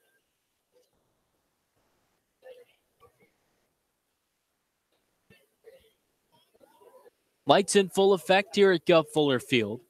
Just past 8:30 in Falmouth, Mass. 2.5 hours to get to this point in the top of the 9th. The 1-2. Swing and a grounder to Stowers at first. He'll take it himself for the first out. With one away, David Hamilton up for the Red Sox. Hamilton, an infield Batting, single. He's second 1 baseman for from 4. Texas, number 10, David Hamilton. Batting average to 175 for Hamilton, who's working hard each and every day with Scott Pickler and the rest of this YD coaching staff to improve the swing. First pitch. Swing and a high ball drive to right field, but Wallner a few steps back and he makes the catch. So 1 for 5 is Hamilton on the day with 2 outs here in the ninth, but he's driven now 3 balls into the outfield. The swing is looking much better today. Yeah, and with the guy stepping to the plate right now, Johnny DeLuca, it was the same thing with him when he first got here. Like every day, him and Pick are at the cage working and working and working, and we see it paying off with DeLuca here today, who has 2 hits to his name and is just on fire. And, you know, you'd think the same thing is just in the cards for Hamilton somewhere in the next week. DeLuca fouls the first pitch back. The lefty today, as you mentioned, TJ, 2 for 4. 2 singles, also came around to score a run. McGowan shakes no, now into the wind. The 0-1. Swung on and missed. Fastball on the outer third. DeLuca has to protect here. Down 0-2. For DeLuca, a switch hitter, even harder. You have 2 swings you got to work on, but he's looking equally good from both sides. Red Sox, top team in the East. Falmouth, middle of the pack in the West. The 0-2 just misses outside. Bill Fisher behind the plate loudly barks out that one for all to hear here in attendance. Count now, a ball and 2 strikes. 2 outs, top of the ninth. Nobody on for the Red Sox. They lead Falmouth by 2. McGowan from the first base side of the rubber winds. 1-2. Swung on and missed a breaking ball on the outer third. DeLuca down on strikes, and the Red Sox go down in order in the ninth. Last licks coming up for the Commodores. They trail it 4-2. You're listening to Red Sox baseball on the Cape Cod Baseball League Network. 991. Slice of Italy $10 gift card. Pink 299-893. $25 gift card to Oysters 2. Yellow 403-767. Harbor Cruise passes for 2. Highline Cruises. Yellow 404-520. Canal Cruise passes for 2. Highline Cruises. Green 839-494. A Subway gift card. Blue 309-055. A Supreme large cheese pizza. Yellow 404-761. A $20 gift card from Ryan's Family Fun. Green 804-521. A Surrey ride at Holiday Cycle. Yellow 403-588. July 14th, Paw Sox tickets. Green 839-474. And the 50-50 grand prize winner will be taking home $348 in cash. Ticket yellow 403-996. Once again, yellow 403-996. And congratulations to Declan Lucy, the winner of tonight's Halloween trivia. Please report to the intern tent to claim your prize.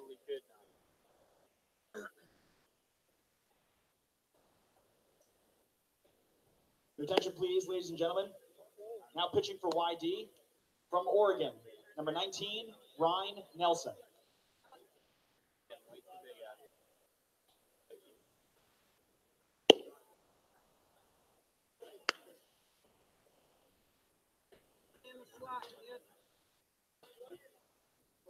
Ryan Nelson in to slam the door on the Commodores here in the bottom of the ninth. 4-2. YD leads Falmouth. Final meeting of the regular season. YD trying to split things. So far trailing with 1-2 record on the series. Nelson will face 8-9-1.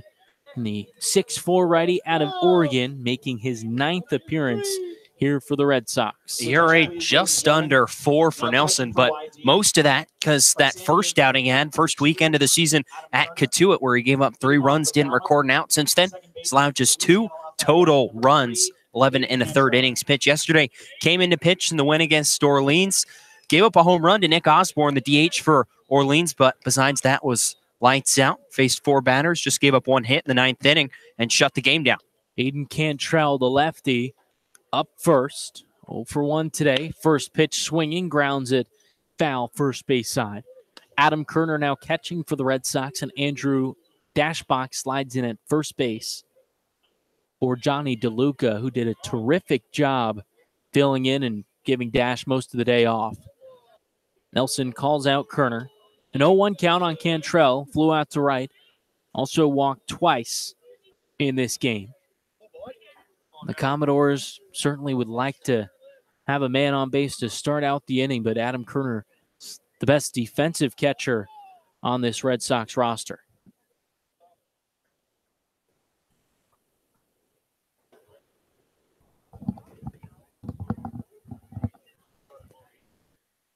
Kerner back from the mound meeting.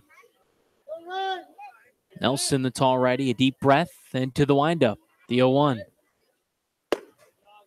This is up and away, and of course, Patrick Bailey, one of the new Red Sox, the newest, also has his name in the mix behind the plate, adds some stout defense from NC State. Best bat out of the trio. Nelson, the 1-1. Fastball clips the knees, the inside corner. It's a ball and 2 strikes. With no outs, bottom of the ninth, Commodores looking for at least 2 to tie this game up. Lights in full effect at Gov Fuller Field.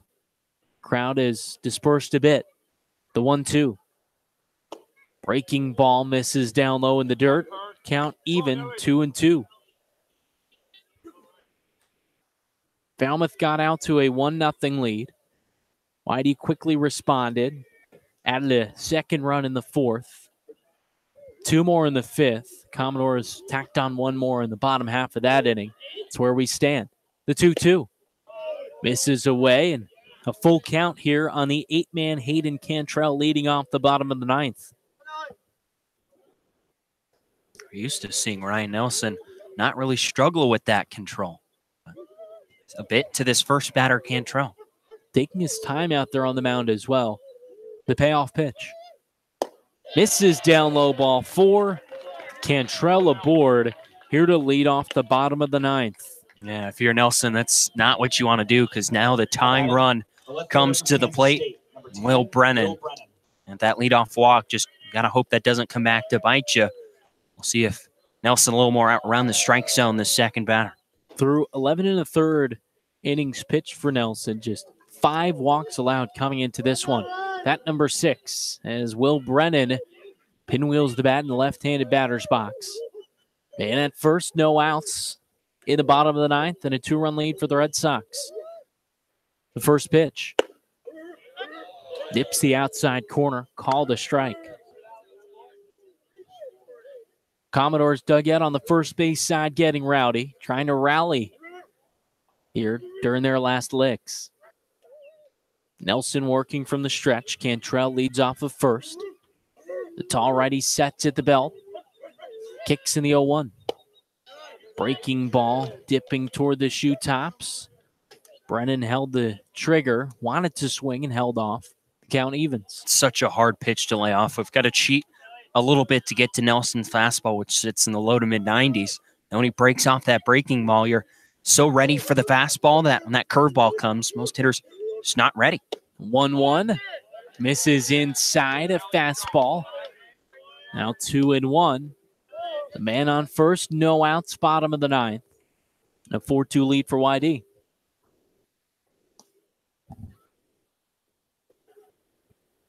Brennan, the lefty, taps the plate, pinwheels the bat. He's 0-3 with 3 groundouts today. 2-1. Upstairs, a check swing fouled away by Brennan. Nelson kind of bailed out there with that high fastball. Talk about cheating to that pitch. You're looking for it, and that means you're going to try and swing at it. And that high fastball just looks so good. You think you can get around on it, get on top of it. For most hitters, not the case. Nelson peeks at first. Now the 6'4" righty set to the belt. Kicks in the 2-2. Fastball down low. 3-2 the count on the 9-man Will Brennan. Hayden Cantrell started out the bottom half of this inning with a walk. He stands at first base. Still no outs. The Commodores trail the Red Sox by 2. The payoff pitch. Swing and lifted down the left field line, and that'll reach the trees out of play. Pitcher is warming in the YD bullpen. Looks like Chandler Fidel, the lefty. Cantrell off of first. Nelson sets at the bell. The 3-2. Swing and lifted out into left center field. Cotton glides over and makes the catch for the first out. Nelson wins that battle here in the bottom of the ninth, and now he'll face the one-man Logan Davidson. There's that speed again. Cotton having to play deep. No doubles defense for YD. Had a long way to come into his left. But able to get there in plenty of time and make the catch on the run. Davidson back to the left side of the plate, the switch hitter. He's 0 for 4, 3 strikeouts so far. Cantrell off of first. The first pitch. Breaking ball misses low and in.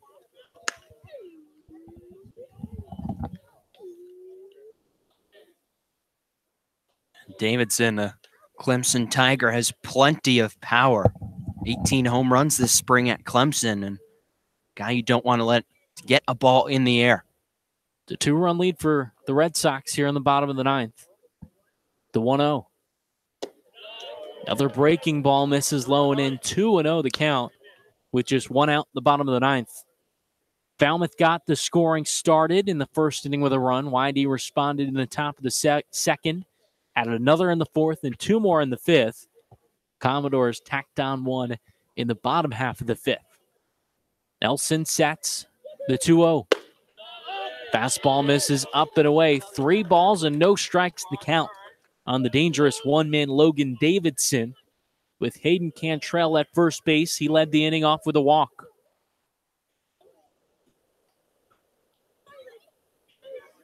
YD 4 runs on 10 hits. The Commodores 2 runs on 6 hits. They made an error. The 3-0. Upstairs, ball 4. Davidson aboard. Runners on first and second. Justin out in the bottom of the ninth inning. And a 2-run lead for the Red Sox. Here, getting interesting. Christian Wanders, the pitching coach, out of the Red Sox dugout for a mound meeting. Just uncharacteristic from Nelson, walking 2 batters in the inning. Mentioned the only time he's walked multiple guys in one outing. That was his first outing where he didn't even record an out. He walked 3 batters, got pulled out of that ball game. Now Wanders out there trying to calm him down and see if he can just get an easy ground ball to end this game. That's all it would take, but right now that feels so far away. The 2-run ball game feels a little bit closer as well now that the Commodores have 2 men aboard. Justin out, and the 2-man Maverick Handley due up. He's 1 for 3, a double down the left field line. He also walked in the 5th and was caught stealing on an interesting play. Austin Langworthy thought a pitch hit him. Checked his swing. That got through the legs of the catcher for YD. Handley thought it was a foul ball, so he started walking back toward first, was tagged out. First pitch. Breaking ball called a strike. It's Cantrell at second, Davidson at first. Cantrell with some speed. Nelson, the 6'4" righty from Oregon, in a little bit of trouble, but just 2 outs away from another Red Sox win. He sets the 0-1. Breaking ball misses low and away.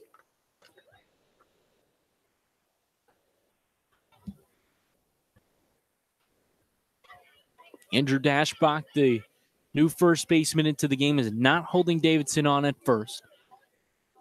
David Hamilton, the second baseman, is kind of in and out, keeping Cantrell close at the second base bag. 1-1. Swung on and popped up behind the plate. Kerner giving chase, but that's out of play. And now Nelson ahead, a ball and 2 strikes with 1 out in the bottom of the ninth on Maverick Handley. I think we'd have to see that breaking ball again. Maybe get a swing and a miss. Maybe get a ground ball to one of your infielders and get out of here. Runners on first and second for the Commodores. They trail it by 2 here in the ninth. Nelson from the third base side of the rubber sets at the belt. The 1-2. Called strike 3. Fastball clips the outside corner, and Ryan Nelson up in the ante on that one for out number 2 here in the 9th. That's a big bounce back at bat. The face there by Nelson. Just coming back and just painting that fastball right on the outside corner.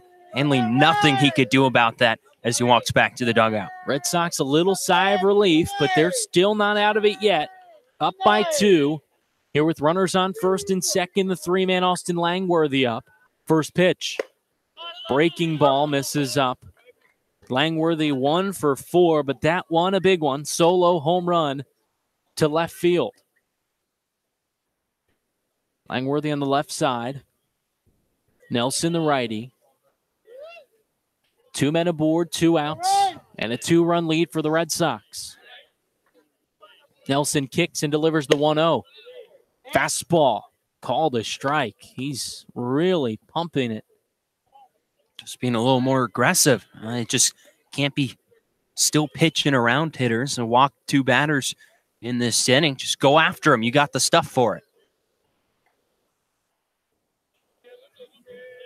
Lights in full effect here. Commodores dugout is rowdy. The 1-1. Foul back to the fence behind the plate.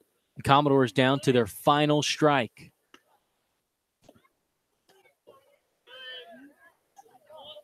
It's Cantrell at second. He walked to start out the inning. Davidson at first. He walked as well. Austin Langworthy is at the plate with 2 on and 2 outs. Trailing by 2. The lefty settles in. The righty Nelson sets at the belt. Kicks with the 1-2. Swung on and missed. Pumped the fastball by him. And Ryan Nelson works out of trouble to collect the save. The Red Sox win it 4-2. How about the bounce back there from Nelson? Walks 2 of his first 3 batters that he faced.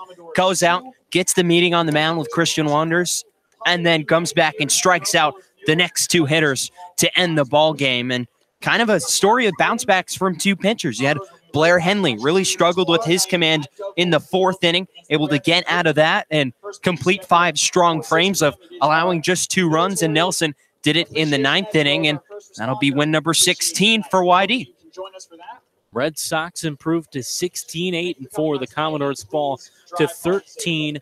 YD 4 runs on 10 hits, no errors. A big number there. I was just going to point Sox. that out. A team that has just struggled so much in the field over the past few games, and you look up there on the scoreboard. The topmost right column is 0. And that's a good sign.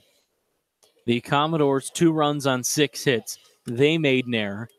Blair Henley collects his first win as a Red Sox pitcher, improves to 1-1. William Etheridge falls to 0-1. He takes the loss, and Ryan Nelson save number 3 this season. This ball game wrapped up in 2 hours and 48 minutes. Red Sox tack on 2 more points, extending their lead in the East, and they return to action tomorrow to host the Brewster Whitecaps. First pitch at 5 o'clock at Red Wilson Field, and you can catch it all on YouTube Live. As always, a good game for the Red Sox tonight. The pitching came. The offense, as always, was there as well. Now, offense got off to a really hot start. Got 10 hits, 4 runs in the first 5 frames, and then leaned on that pitching staff to get him through the final 4, and they did their job. And another big win here on the road for YD, and keeping the rest of the field in the Eastern Division around on their back shoulder. Again, the final score here, YD, the 4-2 win over Falmouth. They split the series with the Commodores back in action tomorrow. The happy final for the Red Sox. 2 straight wins for them. And for my broadcast partner, TJ Mathewson, and all of our guests that joined us today, Brandon Pelter saying so long from Gov Fuller Field. We'll catch you tomorrow, 4:50 or so. First pitch coming at 5 versus the Whitecaps.